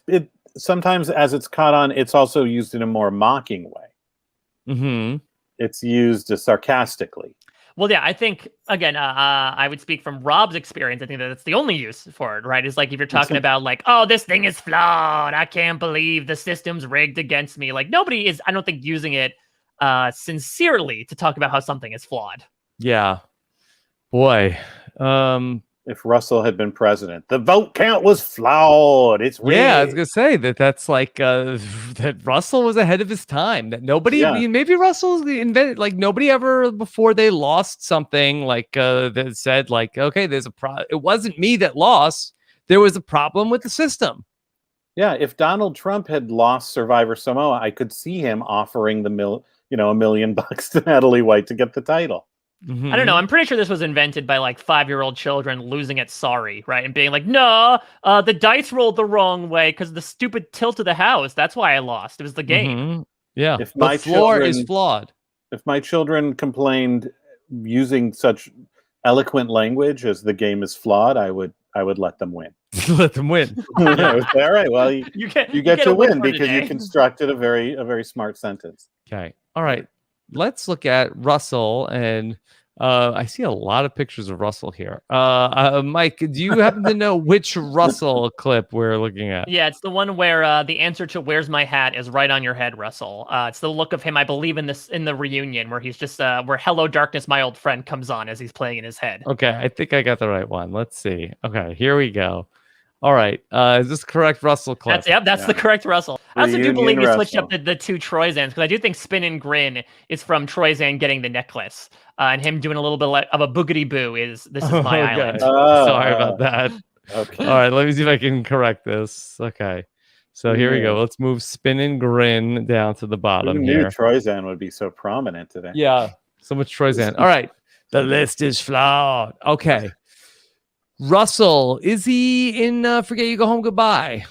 So here's the tough thing: how much demerits do you give? Because it's a used phrase, but it's not actually the thing that he said.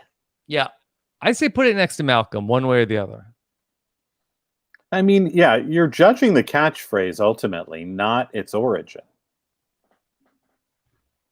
Yeah, so in that perspective, then I would put it above Malcolm. I feel like the blank is flawed has more usage, at least from what I've seen, than hold up, bro. Yeah. Yeah. It's definitely taken off much more than hold up, bro. Okay. So there you go. There's Russell. The game is flawed right behind Amber. Oh my God. It's so good. No, it's flawed. Oh my God. It is so No, it is flawed. so flawed.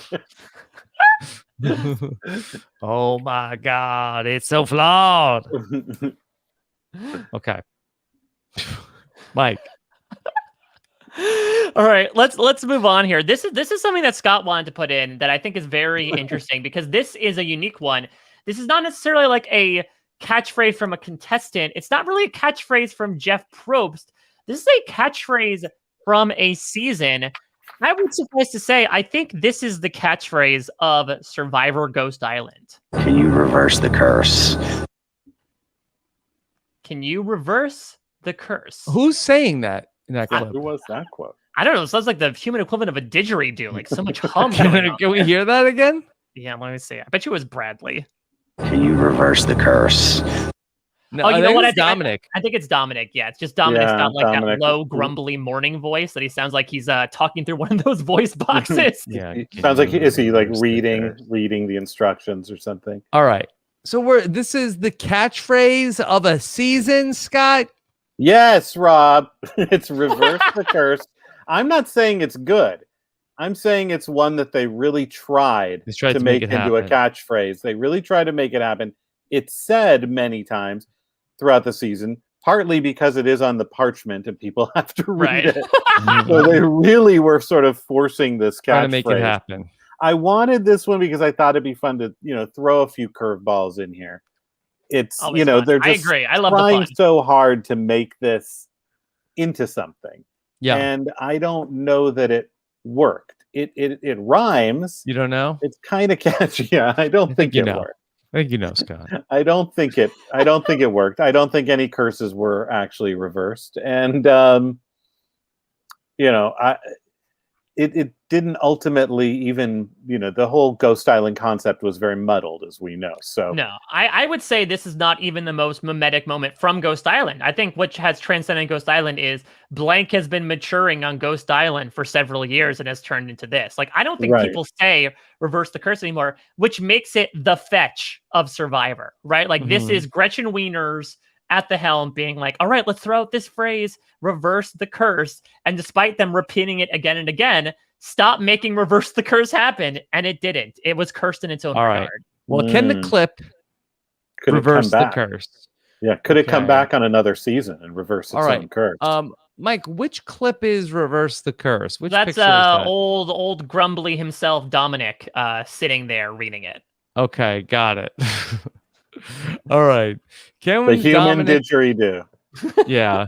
Can Dominic reverse the curse? Let's see. That's what it sounds See, like. it is catchy. Now, is that a catchphrase or is that just a sound? I think it's just a Yes. sound. Whoa. All right, here we go. Reversing the curse. Can it beat Spin and Grin? I wonder if it's in the same category as this, I think it's the same category. I would have it ahead of Spin and Grin. Do you Yeah, think 'cause it's better than Spin and Grin? Because Spin and Grin has the oddness of it coming and going away so quickly, right? Like, Reverse the Curse, they at least try to keep it going for an entire 14 episodes. And Reverse the Curse is more memorable. If you were to tell somebody, Yeah. they would know where it's from. Reverse the curse is cute. it is not just Hot. absolutely terrible. The first time you hear spin and grin, you're like, wait, what?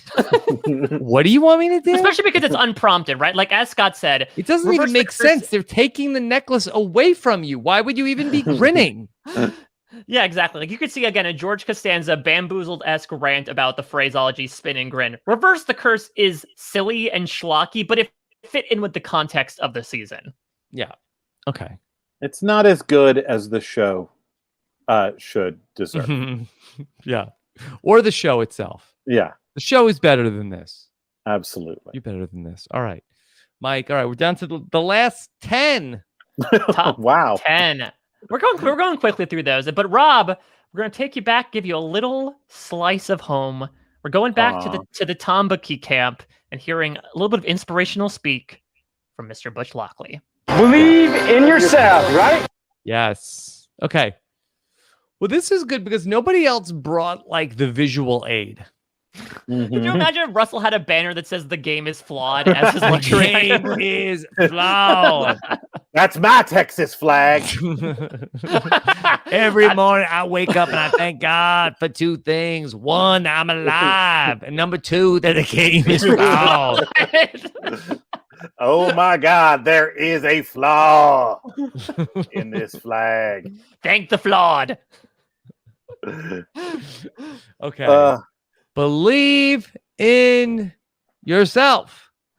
Yes. Rob, I want to know, so did this phrase catch on around camp? Did it have its intended serve its intended purpose of unifying and The only motivating you guys? Did you get motivated? The only time it ever came up was, I think after we lost, I think that Butch claimed that we believed in ourselves too much. Right. I believe. Wait a minute. So I that think was the some of problem? the guys might have been believing in themselves a little too much. You took this too much to heart. You took it too far. It was too effective. Yeah, because he flew too close to the sun. We believed in ourselves too much. Yeah, we didn't believe in them. So this wasn't, you guys weren't like kind of having down moments and then looking up and going, wait a minute.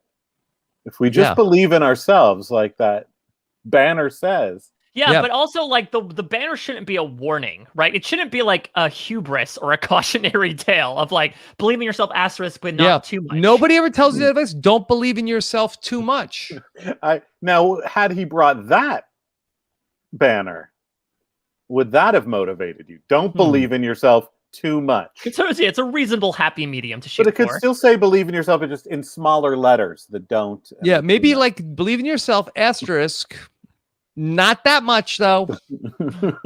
Watch it. Mm-hmm. Yeah, do not exceed normal belief dosage. It was burnt to flawed.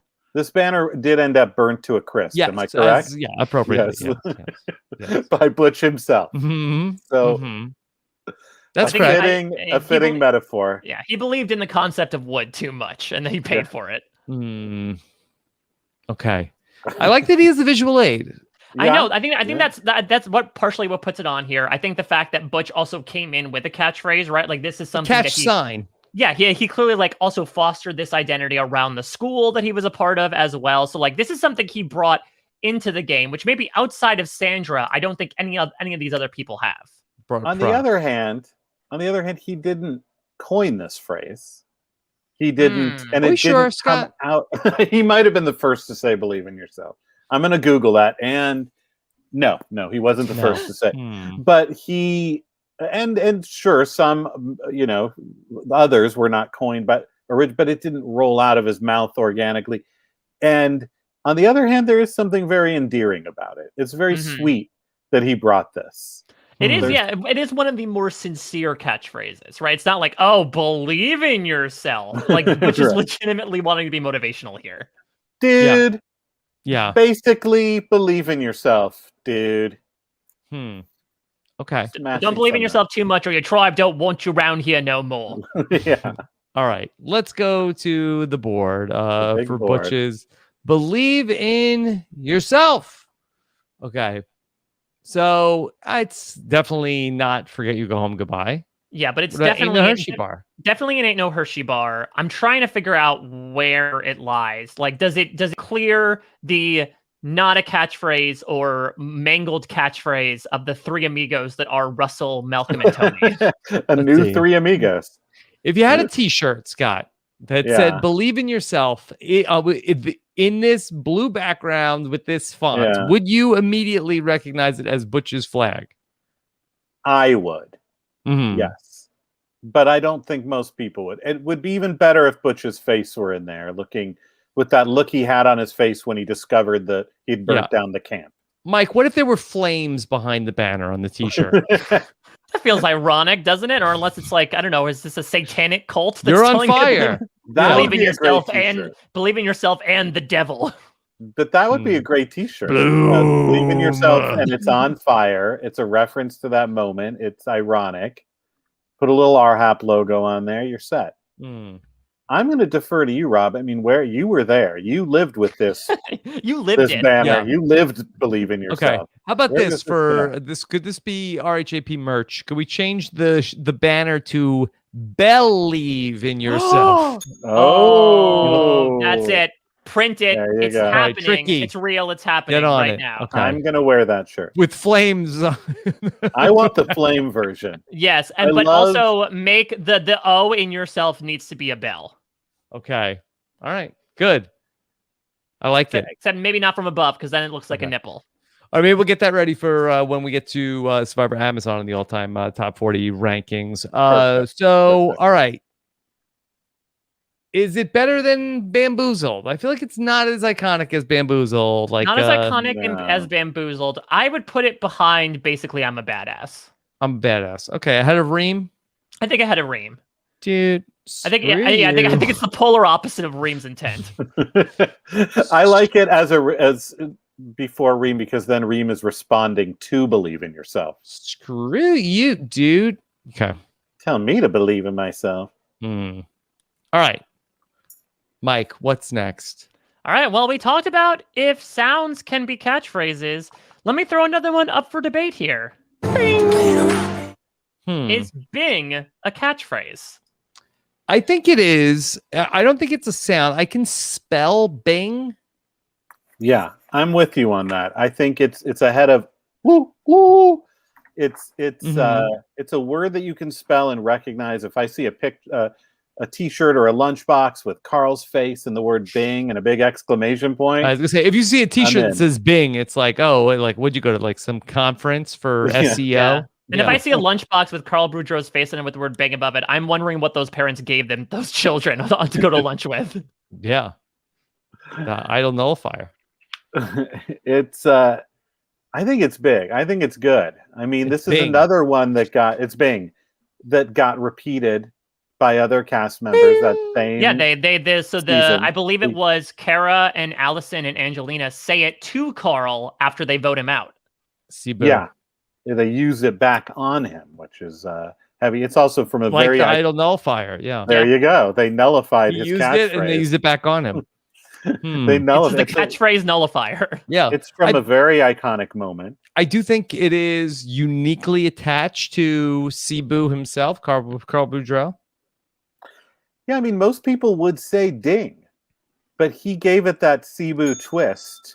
Yeah, well, to the point where I do believe, Rob, the discourse on your podcast for those couple of weeks was it Bing or was it Ding? And it was Bing for Boudreau. Yeah, the clip is flawed. Unless was Carl trying to manifest a Friends reunion years before it took place? Get me Bing. Could it be any more foreshadowing? I think he not only put that kind of spin on it, made it Bing instead of Ding, he unleashed it at the perfect moment. So it had maximum impact. All right. I think that counts for a lot. All right. So here is Carl, the Godfather. Here he is. All right. Where do we stop with the Godfather? Does he make it through Ain't No Hershey Bar? Yeah, I mean, I think Scott's making a lot of big points. I think it's got to be in My Life is Fine. Okay. So where do we go? Is he better than This Is My Island? Yes. Oh, absolutely. I think so, yeah. Better than Bro, I Know. I feel like bro, it's tough because like bro, I know and stick to the plan are so emblematic of those characters. I don't know what Bing says about Carl, to be completely this was honest. his one moment though. Like I feel like that Michelle's like, bro, I know, like she has to win. She kicks the puzzle. She says other things. This is all with all due respect in terms of like this is the lasting image. But I kind of feel like that this is it. I feel like this is where it belongs. You stop it there after I think bro. I'd stop it there. Yeah. See, for me, it's a little higher, but I'll go with How that. high do you want to go? Higher than bro, I know? Yeah, I mean, I almost I would let it rise to the top of this category. Oh, Mike, what do you think? But you know, again, maybe it's just because we haven't had as many seasons of it. I've seen more applications of bro, I know and stick to the plan than I have Bing personally. Okay, fair enough. Okay. All right. right. So I'm not going to die on that Let's hill. leave it here for now. And Mike, all right, here we go. Let's get to our still 8 more to go. Yeah, but this is a fun one. And it's one from season 7. The other ones are not. Yeah, exactly. This is the one fun one. I mentioned that Sandra certainly had a response to being next to Johnny Fairplay in the list, and here it is. You know what? I can get loud too. What the? Yeah. I can get loud too. What the F? Legendary. Legendary. Okay. Wow. The queen stays queen, Scott. She remains the queen. There's no truer statement. Yeah. I mean, she's got so many great ones, and this is one of them. This is certainly iconic. And I would say this might be, I mean, Sandra has that moment in the premiere, right, where she's speaking Spanish and talks about, I think she would love to have Trish in a sexual way. But I think this was like Sandra's first big moment of the series on Survivor, was her fight with Johnny Fairplay, storming out of the shelter after he hears her talking crap about her, saying, I can get loud too, what the F? The way she just sprang to life in that moment. I can get loud too. What the F? Do you think that she invented that, Scott? Did anybody ever say that before? I believe that's unique to Sandra. I believe she put those words together. Well, to be fair, I do believe "Get Loud" was probably popularized by Gloria Estefan, was it not? Let's get loud. What the F? Yeah. She didn't just say "get loud." I mean, she's the one who packaged that. You know what? It came right out of her. It just poured out of her. Oh, yeah, and also, clarification. It was Jennifer Lopez, because now I remember at the inauguration, right, when she put "Let's Get Loud" into the middle of America the Beautiful. That was a beautiful moment. People said WTF. Okay. Let's look at Sandra. Is it possible? Could Sandra have 2 clips worth playing for? Is that possible? I think so. I think she's really had do. at least 2 games worth playing for. So the queen stays queen. Yeah, I mean, what I think the F? This is a phrase that I see very frequented. I think this is a top tier Sandra moment as well. It describes her so well, right? Like she can get loud too. She also can cuss like a sailor, which the curse word gets thrown in here as well. Like I think it's sort of like almost 2 different sides of Sandra. Like this is Sandra's more bristling, argumentative side, and the queen stays queen is more of like Sandra's cool, confident side. Yeah. Okay. Yeah. It doesn't Should it get be much higher better. than Thunder D? Should it be back-to-back Sandra? This is tough. This is tough because the Thunder D moment itself is so iconic. But I might say yes. I mean, I think the phrase "I can get loud too," WTF, is used more and memed more. Right. I than think she died, dude. I think maybe "She Died, Dude" is more iconic, but I think "I Can Get Loud Too" is more of a catchphrase. What do you think, Rob? I don't know. Like, I kind of feel like that we're venturing outside of what a catchphrase is supposed to be. Like, I'm not sure how many of the boxes "I can get loud to" WTF checks as far as being a catchphrase. Is it an iconic line? certainly. But to compare it just to the queen stays queen, the queen stays queen is repeated. Like Right. it is like the signature line. This is like an iconic line from Survivor, but is it a catchphrase?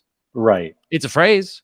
It's a phrase, but has it been? Yeah. I think it's been catchy. I think it's caught at least with the community. That being said, I'm fine putting "She Died, Dude" in between here. Now we're pissing Sandra off doubly because now Johnny Fairplay is in between two Sandras. Yeah, you could yell at them.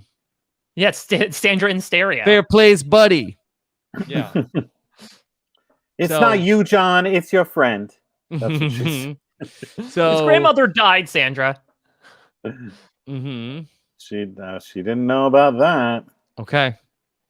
What do you think? Is this good? Is I this? think it's good. I'm good with this. Yeah, I think it's good. I think "She Died, Dude" is Yeah. legendary. So I think And- we're good. Okay. Maybe some people are saying now not so much. Oh my God, it is not so good. The list is flawed. Sandra being in the top tier twice, I think, is Yeah. perfect. Come on. I know this is the first, I think, for it Perfect. because of the rule that I used before. You know, we wouldn't have had this previously, but now we've got Once again, she's the first two-time winner. Mhm. Mike, Once again. what do you have coming up now? All right. So, listen, you mentioned the game is flawed. I've got another one for you from Russell Hance that Rob, I know you love. I don't even like the Boston Red Sox. This is one that's gotten a lot of utility out of you. Yeah. after EOS. Specifically, it's more so like, I don't even like the blank. So I love this clip, but I don't think this is a catchphrase. I thought that we've sort of like have ventured into like best soundboard clips, and not But I necessarily. think people use it as a phrase. Like, I don't, what's the difference between that and people using "bro, I know"? You know, like I think that it's a phrase that Russell uses, and people, including yourself, use it a lot. That's a catchphrase from that second perspective I talked about way but back. I in the don't beginning even of the know podcast. if Russell Hance is aware that I don't even like the blank is a quote, whereas at least Michelle is familiar with "bro, I know." Does that say more about Russell or the quote? What do you think, Scott? You know, I'm not crazy about this one. I mean, I agree it's a good clip and it's fun to make it into other things. I don't know how much it's really caught on in general. I didn't like that little catchphrase. I don't even like your take, Scott Chernoff. That's a cold take. Your I takes mean- are flawed. It's very flawed. I enjoy Russell as a viewer. To me, there's so many more entertaining things that he's said. This one is something that works best when you kind of memify it and take out the Boston Red Sox. So to me, that's a bit of a strike against it. Right. So it's like a Like hat the in a manner. strikes that the Boston Red Sox get. Well, it's like a hat in a manner of speaking, ironically enough, right? Like it can be worn on many heads as a catchphrase that Rob tried to put bee hat. Yeah, exactly. To quote a catchphrase that I think Rob tried to put out in the universe back in the day. So, all right, let's look at this. This is fun. I don't know if it fits the definition of a catch All right. phrase. Well, so is it above the game is flawed? Let's see. Let's start by comparing it to the other Russell phrase we have on the map here. Okay. Well, this was said on the show. That's It true. was actually said, so that's a plus. Yeah. But So- as we've said, it's not used in its full form. I wouldn't put it in forget you, go home, goodbye. Definitely not. No. So Malcolm is already next to Russell Hance, who for saying the game is flawed and that's there's a flaw in this game. There's a flaw in the game of baseball also. How did the Boston Red Sox ever come back and win after all those years? The I fans like should the vote on fly rule. They should vote on who wins the game. Yeah, America at the If end the of the audience had season, voted. the audience should vote on who played the best game. Yeah. When I slide home, they call it a blind slide. Where are we? Okay. All right. So what? I mean, I kind of feel like should Malcolm be bookended by Russell? So you think it should go above ooh ooh? Yeah. What do you think, Scott? Yeah, I mean, I like bookending Malcolm with Russell. I think I like Ooh better just because it's more fun and it's catchier. Yeah, But, I think I might put Ooh above I don't even like, because I feel like Ooh again was repeated by other contestants. I don't think anyone was like, because it was said in confessional, let alone, I don't think anyone's like, oh, Russell's always saying I don't even like Boston Rob. Yeah. Okay. All right. Mike, what's next? Well, this is one that I think was one of the very first GIFs that we did with Chappelle. Was not a high tier finisher there. Let's see if it does any better here. Sneaky, sneaky. Okay. Is this a catchphrase, Rob? Yes. Okay. Passes that test. So it's clear. It's clearly a catchphrase. It's said by Kelly Wentworth. It is. You could have a T-shirt with Kelly Wentworth's face on it. It says "Sneaky, Sneaky." Aubrey cites it in season 38. She says like "Sneaky, Sneaky," like Kelly Wentworth. So I mean, this passes all of the checklist for me. And I would say that I think this is probably one of Wentworth's most memorable quotes. I think maybe the quote about her, Wentworth will not count, might supersede it, but like this is something you remember Kelly Wentworth for, is the quote "Sneaky, Sneaky." Definitely more of a catchphrase than a GIF. Definitely. That was the big argument, as I recall, from your GIF. So this is a spiritual sequel. It's found its home. Yes. Yeah. Okay. Well, let's place it. All right. So here we go. Let's look at Kelly Wentworth, "Sneaky, Sneaky." Here we go. And again, I think this is sort of like where, like we've talked about some of the better ones, where it is very much emblematic of Kelly Wentworth. Yeah, I mean that's her. She was like this very wily player. I believe this quote was from the very first episode of Cambodia, right when she gets given the task to go find the idol in the challenge, which was a big paradigm shift in the game as well. So yeah, I mean, I think it's at least in my life is fine. I think agree. I think it's in my life is fine. I think it's got fair. Yeah, I think it's got big bro I know energy. It's I think it's better than "This Is My Island." Yes. I think better than Bing. Better than Bing. Like Google, better than Bing. Can it pass bro I know? Should she be next to Keith Nail? Is this some serious Cambodia second chances energy? Is she fated to always be with Keith Nail?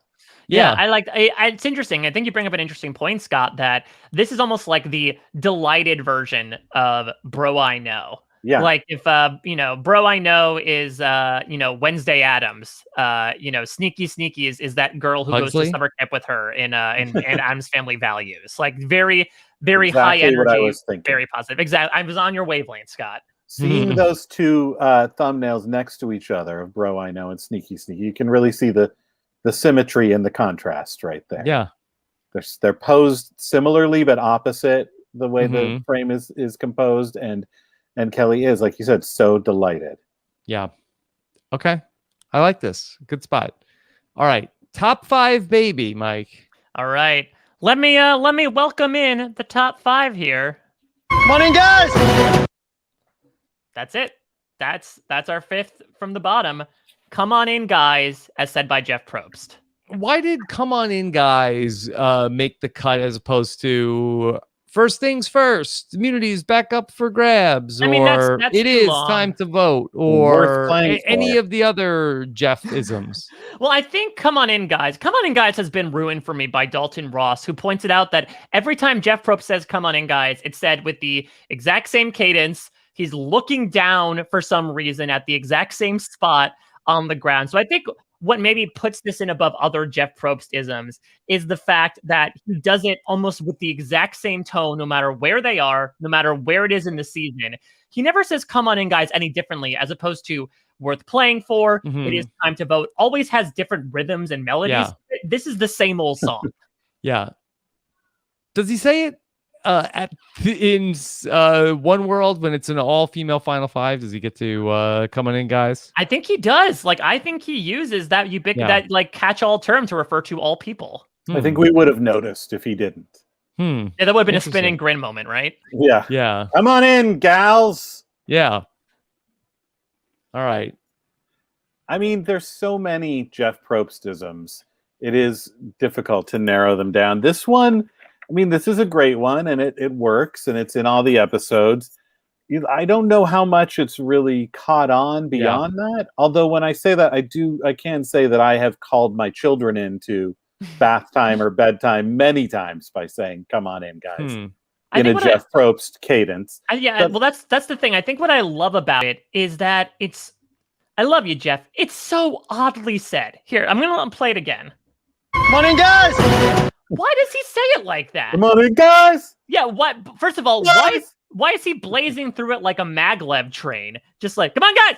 Like, it's even 20 years, he's still saying it a mile a minute. But then, to your point, Scott, he builds to a crescendo on the word guys. It would be like, come on in. You know, like on is the reference, the preposition, not guys. And what is the in? They're out. Come on out, guys. Like they're hiding like in the bushes. Like it should be. I've been there. You're standing in the bushes. Like only if there's like, listen, we've been on set. There is no door that they have to walk through to get to Jeff Probst. So yeah, they can't come over to where I am. You're like standing off in like the tree line, right? And then you go to the mat. If anything, you come on out, guys. Stop hiding, guys. Come out wherever you are, guys. And you're hiding. You are hiding where the other tribe can't see you. Yeah, so it's an odd phrase, and much as we talked about how Spin and Grin was like, oh, Jeff's trying out this one-time thing and he gets rid of it, this has been, in my opinion, the most consistent thing about Jeff Probst as, even beyond a Survivor host, a person over the past 20 years. And it is staggering to me that you go to Sonya's, the first episode of season 1 and you go to the last episode of season 40, still the same energy, still the same emphasis for some reason, still the same meter, the same cadence. It has been the constant of Survivor. Okay. I mean, I don't know not the that utility. Excited.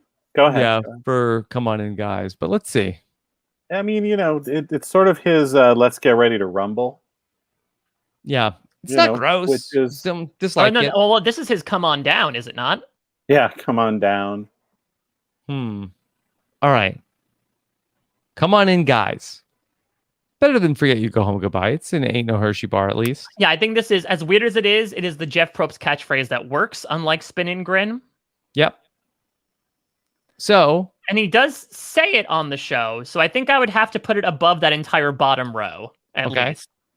He says it, and I can see it on the shirt. I would know what it means. It is a catchphrase.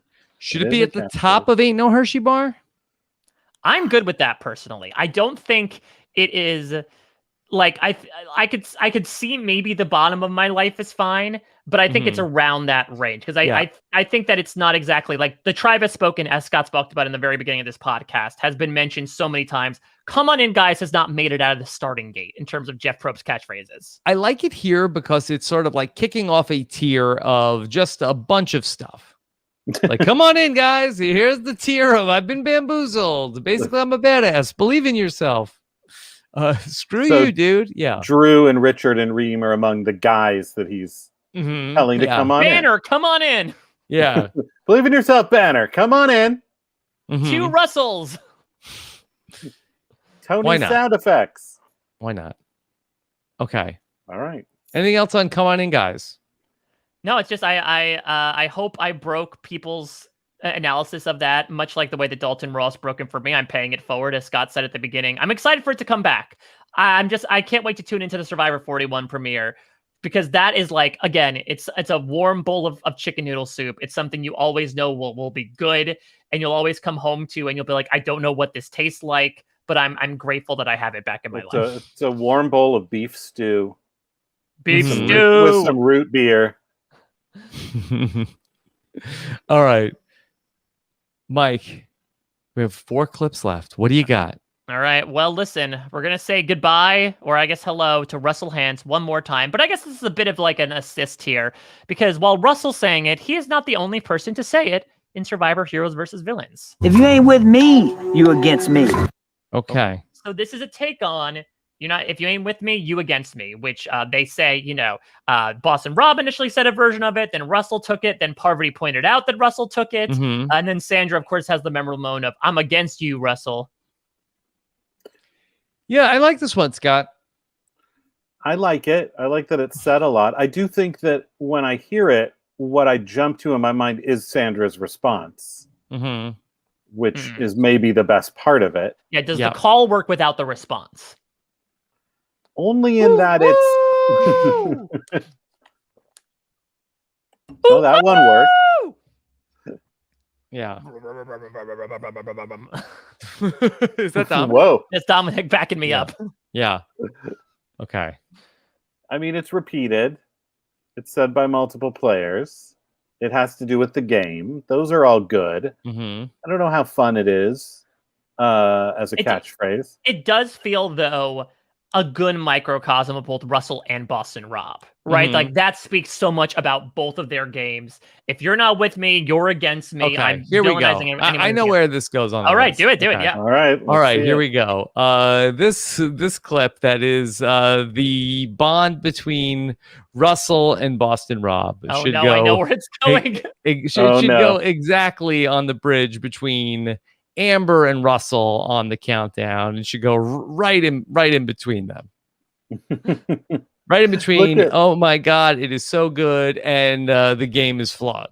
Look at Russell in those pictures. He's right in between Rob and Amber. Yeah, I mean, listen, I love the placement. I would personally put it a little higher, but I can understand for symmetry's sake if you want to put it here. Scott, how high would you go with this? Not that high. I think it's good. I think it's good where it is. I think it's a good one. I think, to me, the biggest flaw in it is that it's just not as fun as a catchphrase. It's not like a fun That's true. one. I do think that Reams and Ambers, I think, are very fun, right? Like Drew's is very fun. Going on a cruise is fun. I don't know if you're not with me, you're against me. It has a lot of fun in like how many times it's repeated throughout the season, but the phrase itself is not necessarily. And maybe like Stick to the Plan. This is also one of those ones that sort of transcended the people and became this idea that reverberated throughout the game for years to come. I like that it's repeated by three, pretty major players. So I think it's good. I think it's solid. I think it's good where it is. I'm fine. I'm fine with that. My life is fine there. Okay. Mike, am I moving it? I would personally like to move it up, but if you two are fine with placing it, I'm good having it sit pat right here. Yeah, let's get to our last. I wouldn't argue either way. Yeah. Well, we'll do a final little audit at the end here where we can evaluate Sounds things. good. All right. What else we got? Don't quake in your boots when I say audit, Richard Hatch. Okay, so speaking of you mentioned top 5 before, and listen, I knew we were all thinking it as soon as you said top 5. Top 5, baby. Top 5, baby. Top 5, baby. Got repeated immediately. Yeah. Boy, that's an interesting one. I feel like it's that I say it a lot. I don't know if the show has really made a meal out of it. I mean, I don't know how much the show has made a meal out of any of these. I think that the sort of fan community certainly has, even besides you. I think that there are certainly people out there who will say top 5 while really trying not to fit baby in a professional context, because then that would just be weird. Yeah. What do you think, Scott? Yeah, no, I think it's good. I think it's used and caught on. It's short, it's crisp, and it's got that baby that would otherwise be so awkward. What top 5 dude? Top 5 dude. Yeah, see, that's the thing again, dude and bro have that sort of like dismissive energy to it. This is encouraging. Yeah. Baby is the believe in yourself term of like, we're doing it, baby. We're shooting for the moon. It's happening, baby. Basically, I'm top 5. Basically, I'm a top 5 badass. She died, baby. That's the saddest one, I think. Yeah, that's definitely more of like a reconciliation. Like, I'm sorry, baby, she died. Yeah. Well, I think Sandra could do Queen Stays. I've been bamboozled, baby. Yeah, I think Queen Stays Queen Baby could still work, right? Like, Queen Stays Queen Baby. That again is like that high energy component to it. Okay. All right, let's see where we are with the top 5 baby. Does it make the top 5? Probably. I wonder. I think it definitely is in My Life is Fine. Because I think there's been a lot of application of it. I do think it represents Tony, right? In that it's like very frazzled. It's a little all over the place. He uses the word baby, which is like a Tony, not a Tony-ism, but something that Tony would do. I guess the question is, I mean, technically, if it's at the top here, it has made the top 5, baby. Yeah. To me, Go ahead. I don't even think it's better than anything that's in My Life is Fine.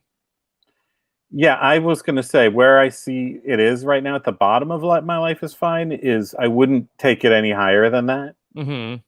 I like it, but I don't think it matches. Yeah. I don't even know if it's my as good as island I've Been Bamboozled. I think it's better than I've Been Bamboozled. Yeah. Because again, I think nobody has used I've Been Bamboozled. So many people are saying top 5, baby. Right. Mm-hmm. Chris Rock made a movie called Top 5, which I have to assume was inspired by Tony Vlachos. Sure. All right, Scott, how high should it go? I think it's good exactly where it is because I think that it has been used. It's good in My Life is Fine. It's been used by people, by fans. It's better than Come On In, Guys, which has not been used by anybody other than Jeff Probst. Okay. Mike, how do you feel? I'm good with it here. I do think it's still as distinct from the stuff in Ain't No Hershey Bar to put it in My Life is Fine, but I can understand if the ways that you use it, Rob, maybe don't necessarily measure up to like the way everyone else might use it. Yeah. Oh, I'm that much on an island with how I'm using top 5, baby. This is your island. I mean, that's what you're saying, though, right? Because you're saying like, oh, I don't know if anyone else uses top 5, baby. How much more are people saying top 5, baby than I am? People are saying no. I'm saying that you just said walk down previously in this podcast. You said, "Well, I don't know if people are saying top 5, baby besides me." That's maybe not in North Carolina. Maybe here. Yeah. Okay. You're in the big city. Yeah, I don't know. Now that you're in North Carolina, when March Madness comes around, you can say top whatever, baby. Top 5, baby. Yeah. Okay. All right. Then let's go to our top 2, baby. Our last 2 entries. Okay, which one are we going with, Mike? Well, we're going to finish off with a Borneo 1-2 punch. And let's start with someone who probably threw a few mean punches back in the day. The late, great Rudy Bosch in the infamous Survivor Blair Witch Challenge. I don't know. This was big. This is so good. That was big. I can vividly remember watching it for the first time back in 2000 and just thinking it was one of the greatest things I'd ever seen on television. So funny. I mean, it's one of the greatest Survivor comic moments because again, it's so not even earnest. Again, Rudy doesn't necessarily mean it. I know he's a very dry person, but it's him going through this challenge. He was told this entire story, wasn't paying attention whatsoever. And so when you have this camera focused on the corner of his face, he just goes, I don't know. Yeah. And the humor comes from the fact that it ends up becoming a catchphrase because he repeats it 2 other times in the challenge. Mm-hmm. It's the build-up. There's a huge build-up every time, the story, and then a build-up every time he runs to the next station and a little bit of a pause. And then, I don't know. Yeah. I don't know. Yeah. Hilarious. Yeah. It was a great Rudy moment. I think it really encapsulates Rudy in terms of like, I don't know was his catchphrase, but this was certainly an iconic phrase associated with him. Yeah, I think this is one of the more infamous Rudy moments. He's had a lot, and he's had a lot. He had probably some other catchphrases that you would not want on a t-shirt. Yeah, exactly. Yeah. This is one that you can wear to your family reunion if you want to. Mm-hmm. Sure. All right. Let's look at Rudy's I don't know. I'd say that very oddly. Yeah, you're saying it like, come in, guys. Yeah. I don't know. I don't know. Okay. I don't know, bro. Well, okay. I'm gonna speaking of bro, I'm gonna look back in My Life is Fine here. Okay. My Life is Fine for Rudy. Yeah, because I think again, this is like a famous moment on the show. This is something that gets quoted a lot. I don't know if people are using it all the time to be like, oh, let me use Rudy's meme. I don't know, because again, as Scott said, it's a commonly used phrase. But I feel like if they're coming up with a Rudy catchphrase for that Rudy action figure that came out from Survivor, I don't know, it's got to be it. Is it better than top 5, baby? What do you think, Scott? The moment is better. Mm-hmm. Yeah. The thing is that I'm struggling with is the moment is better. Rudy is a legend. I love him. I'm looking at this category and I'm seeing Keith at the top and Rudy at the bottom, and something in my head is saying, no way can Rudy be behind Keith on anything. But at the same time, is I don't know an iconic catchphrase. Mm-hmm. And I'm thinking maybe it's more of an iconic moment, a hilarious moment, but is it the greatest catchphrase? So I mean, to be fair, we gave the bump to I don't can get loud to what the F to Rob's point, maybe not being necessarily a catchphrase that a lot of people use. So I mean, and it's also a catchphrase in that Rudy uses it himself a lot on the island. It was in the same challenge. It was in a 5-minute period, but it is technically a catchphrase because of that. Yeah. I mean, if you just write down I don't know without noting it's connected to Rudy or Survivor, would Survivor fans immediately think of Rudy? No, but I could see it on a t-shirt with Rudy's face. Absolutely. Mm-hmm. And I would buy that t-shirt in a heartbeat. Yeah. Okay. All right, so does it move up? You want to leave it here? Where do you think? Do you think it should rise higher in this category? I am okay with it here because I think top 5 baby has the applicability and I don't know has the catchphrase aspect. So I think it really depends on like what beats out what here, but I don't think either of them rise above This Is My Island. All right, well, let's get to the last one on the list, Mike. What do you got? Well, okay, so this I wanted to finish on a very unique note because there is a phrase that has become synonymous with reality television. And believe it or not, like many things reality TV, it all started in Survivor Borneo when Kelly Wigglesworth talks about the difficulty in playing the game and voting people out. This is what she says. I didn't come here to make friends. Yeah. Yep. So people might not remember. Obviously, there's been a lot of meme stuff about like, I'm not here to make friends, but people might not remember all the way back in 2000, Kelly Wigglesworth probably was the very first person to say that phrase in reality TV. It's historic. Mm-hmm. Now, if we did not even know she said it, is it a good catchphrase? I mean, it's good in that it has been utilized in literally every form of the genre since. I cannot think of a show where at least one contestant has not said some either literal or paraphrased version of I'm not here to make friends. It has become woven into the DNA. It is part of adenine and guanine and cytosine is I'm not here to make friendzine. It's something that literally has been said on every single show, and it all started here on Borneo. Yeah. I have no idea what any of that meant. But yeah, I don't know either. Is that like chemistry? Exactly. Yes. Something like that. Yeah. Something like chemistry. Okay. I mean, I think it's transcended Kelly.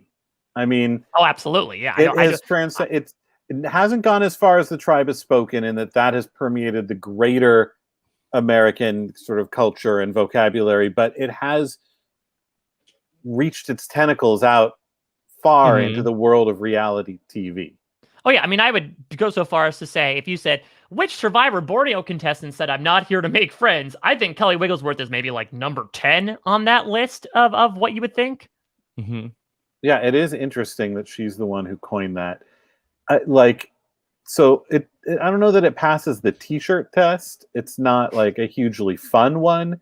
Mm-hmm. You know, I don't associate it with Kelly, but it is a phrase that has caught on. It is certainly a phrase, but it is also caught on. It's got the phrase and the catch, so that it's got that going for it. Yeah, so it's a really unique one, again, because like I don't think we associate it with Survivor, but it is such an important, it's arguably maybe one of the most important catchphrases we have encountered on this list.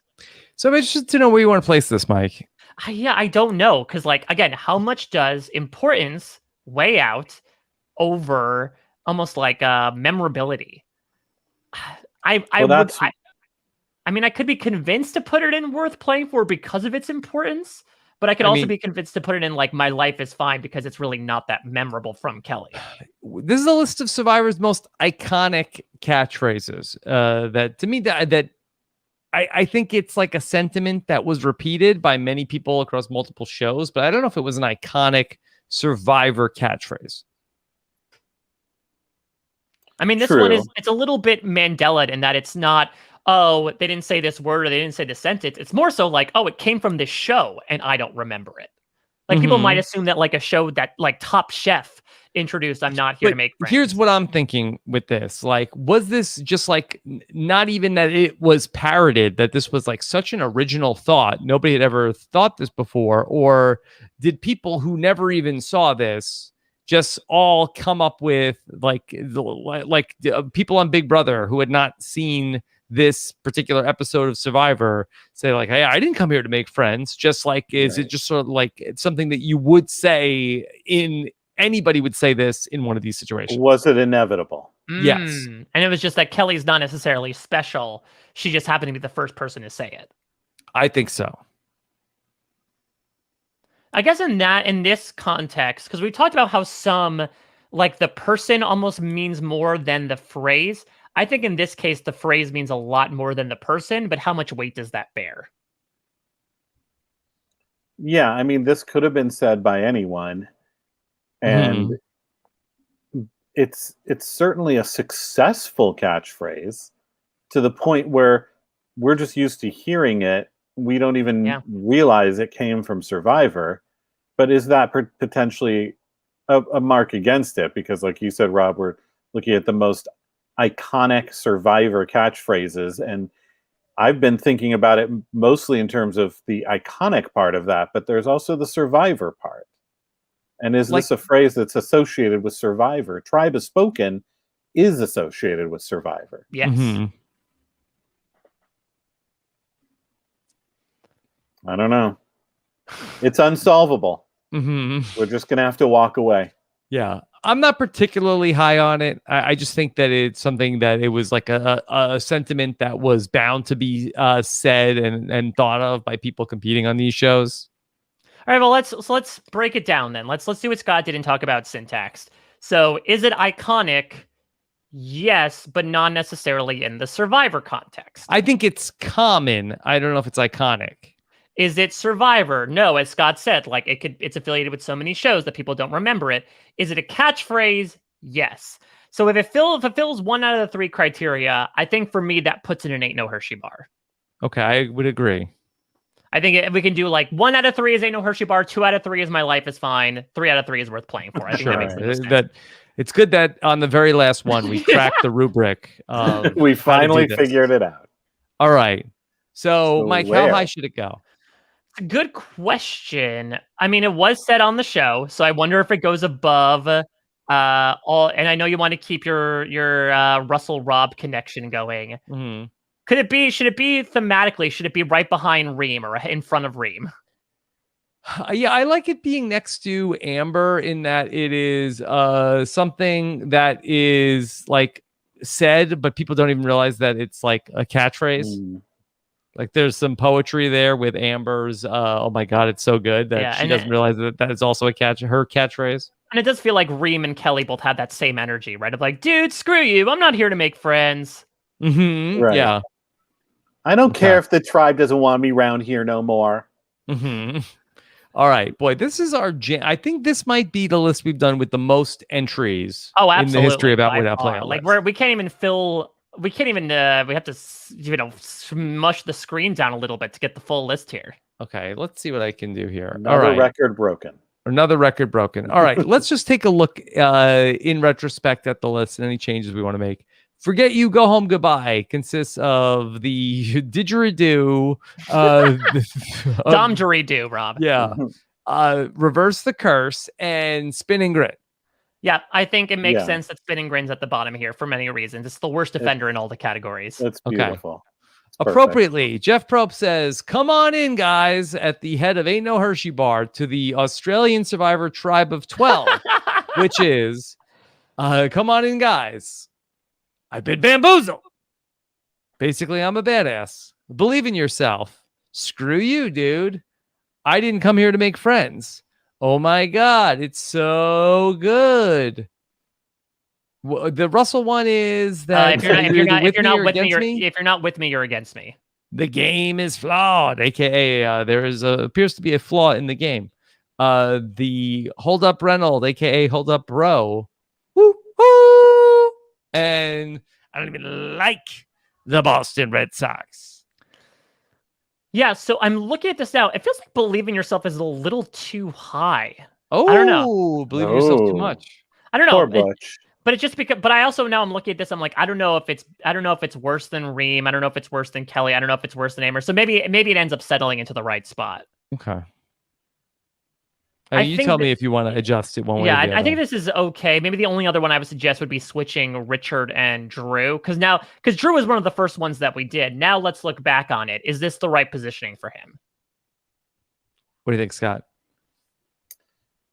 I think they're both good. I guess I'm a badass basically is used a little bit more than Bamboozled. I personally prefer I've been Bamboozled, but I'm an old school guy. Mm-hmm. / an old guy. Who went to school. Okay. I did go to school. Mike, last looks. What do you want to do? I say swap Drew and Richard, but if I get overruled here, I'm fine. It's fine. Okay. My life is fine. All right. My life is fine. Starts with Keith Nail with Stick to the Plan. Kelly Wentworth, sneaky. Bro, I know. Carl Boudreau says, bing. We have This Is My Island. Top 5 baby. And I don't know. This looks good to me. That's great. Yeah, okay. That's good. And worth playing for our Mount Rushmore. Top 4 baby is from 4 to 1. The Sandra clip is I Can Get Loud Too. WTF. Mm-hmm. We have She Died Dude, The Queen Stays Queen, and The Tribe Has Spoken. Yeah, I think we can't really. We talked before with I Can Get Loud Too about how I don't think it can move past She Died Dude. Yeah. Here we are. I think this looks good to me. This feels good. Sorry about that. Okay. That's great. There's your list, everybody. True. We did it. And I love that there's not only 2 Sandras in the top 4, but 2 Pearl Islands. Yeah. Scott, can you predict the Survivor 41 catchphrase that is going to take the world by storm this fall? It's going to be, I ain't got no COVID. I ain't got no COVID. Yeah, that's going to be said by Ray Parker Jr.'s playing. Yeah, it's going to be at least 3 castaways will be saying that. That's my prediction. Take it to the bank. So, that's going to probably be in the worst. Get that on a t-shirt. Yeah. Yeah. When we come together and do, the next generation. Now, is that a double negative, Scott? I ain't got no COVID. Is that actually? It is, but that's what makes it so charming and hilarious. Yeah, if you big brain it, that's the thing. Is they're like, oh my god, they do have COVID. Do, especially when you think about the Survivor player, Rusty, who's saying it. It's just so Rusty. It's so him. Rusty Hunts. It's an iconic moment for him. It'd be so iconic. Okay. All right. Scott, what's next for you? Now that you've done this, you've accomplished now I can. Now that I've accomplished this, now that I've binged this off the list, I can just move on to, I'm just here to plug Full Bloom Studios and all the great projects coming from that. And I don't have anything to speak of that I can speak of at this point in showbiz. It's a very secretive industry, which is an easy thing to say whether you've got nothing going on or a lot going on. I'm working on a book. Maybe one day I'll finish it. Ooh. Whoa. Is it called Basically I'm a Badass? No, it's not. It's tentatively called My Star Wars Years. It's about my years as the editor of the official Star Wars fan magazine. And all my adventures in the Star Wars universe. So I'm working on that. Do you have an exciting foreword that you could tease? A foreword? Like somebody who's writing the foreword? Yes. Yeah. Well, I was going to ask you, Rob. This is the moment. Oh my God. Nobody's ever asked me for that before. No, nothing to do with Star Wars, but I think you might be the man for the job. Well, first I have to have a word on the page. First I have the word, and then I'll think. Well, maybe not a forward. Maybe not a forward. Maybe I can just write like an endorsement on the back of the book. Oh, yeah. Oh my God, this book is so good. Which one of these catchphrases could apply best to Star Wars? Like, does from our list? Like the Death Star is flawed. Death Star was flawed. Well, the Queen stays Queen. Could apply. Queen Amidala stays Queen. Amidala. She died, dude. I would like to see that, what happened to Aunt Beru? And then Obi-Wan, she died, dude. Oh, I think. Well, I've been You know. bamboozled can happen, right? When the whole like Stick to Order 66 things happens. Absolutely, yes. One of the Jedi just turns before they get killed. I've been bamboozled. There's a lot there. Darth Vader, could say, "You're either with me or against me."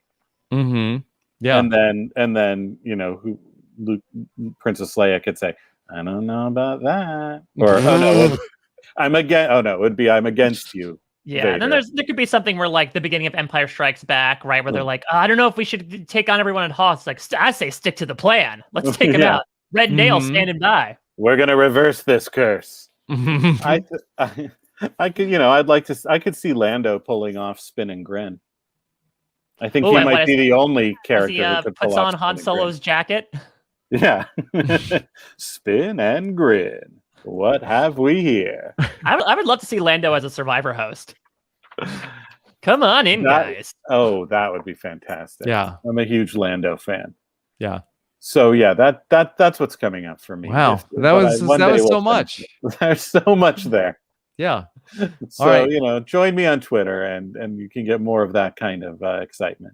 Mike, what's coming up for you? Well, you just mentioned it, Rob, at the top. You and I and Shane and Gus talked about Survivor South Africa. We actually talked about some catchphrases there as well, because Survivor South Africa has utilized the catchphrases stay and play and give up and go. We talked a lot about put some suntan lotion on. Exactly. So we talked about that, as well as what has been a very fun season of Survivor so far. To bookend what Rob said at the beginning, check out Survivor South Africa if you haven't yet. How is there somewhere legal that I can, or do we have to talk offline? Yeah, we got the hookup for you. Somewhere, yes. Legal, I don't know about that, but we can definitely talk about it offline. Right, okay. Other than that, doing stuff over on post-show recaps with Down the Hatch, covering Lost, with the Bloom Files as well.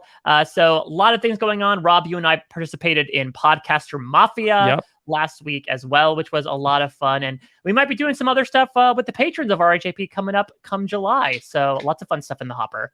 Okay. Of course, that I was back this weekend on Rob and Giving You the podcast. We worked on the Song of the Summer 21. Scott, if you haven't heard it yet, you're about to. Should be on all those top 40 stations that you love so much. That 40, drive around listening to the FM radio. So you'll be hearing it soon. Summer. Well, I'll hear it when it hits the Kids Bop station that my daughter insists that we play. Yeah. Yeah. So yeah, that's all happening. And then of course, I was back on the 90-day fiance wrap up with Puya Zambakili. We had a lot of fun talking about a wild season of 90-Day Fiance, Happily Ever After. Of course, I will be back talking about the 17th best season of Survivor this week. Of course, I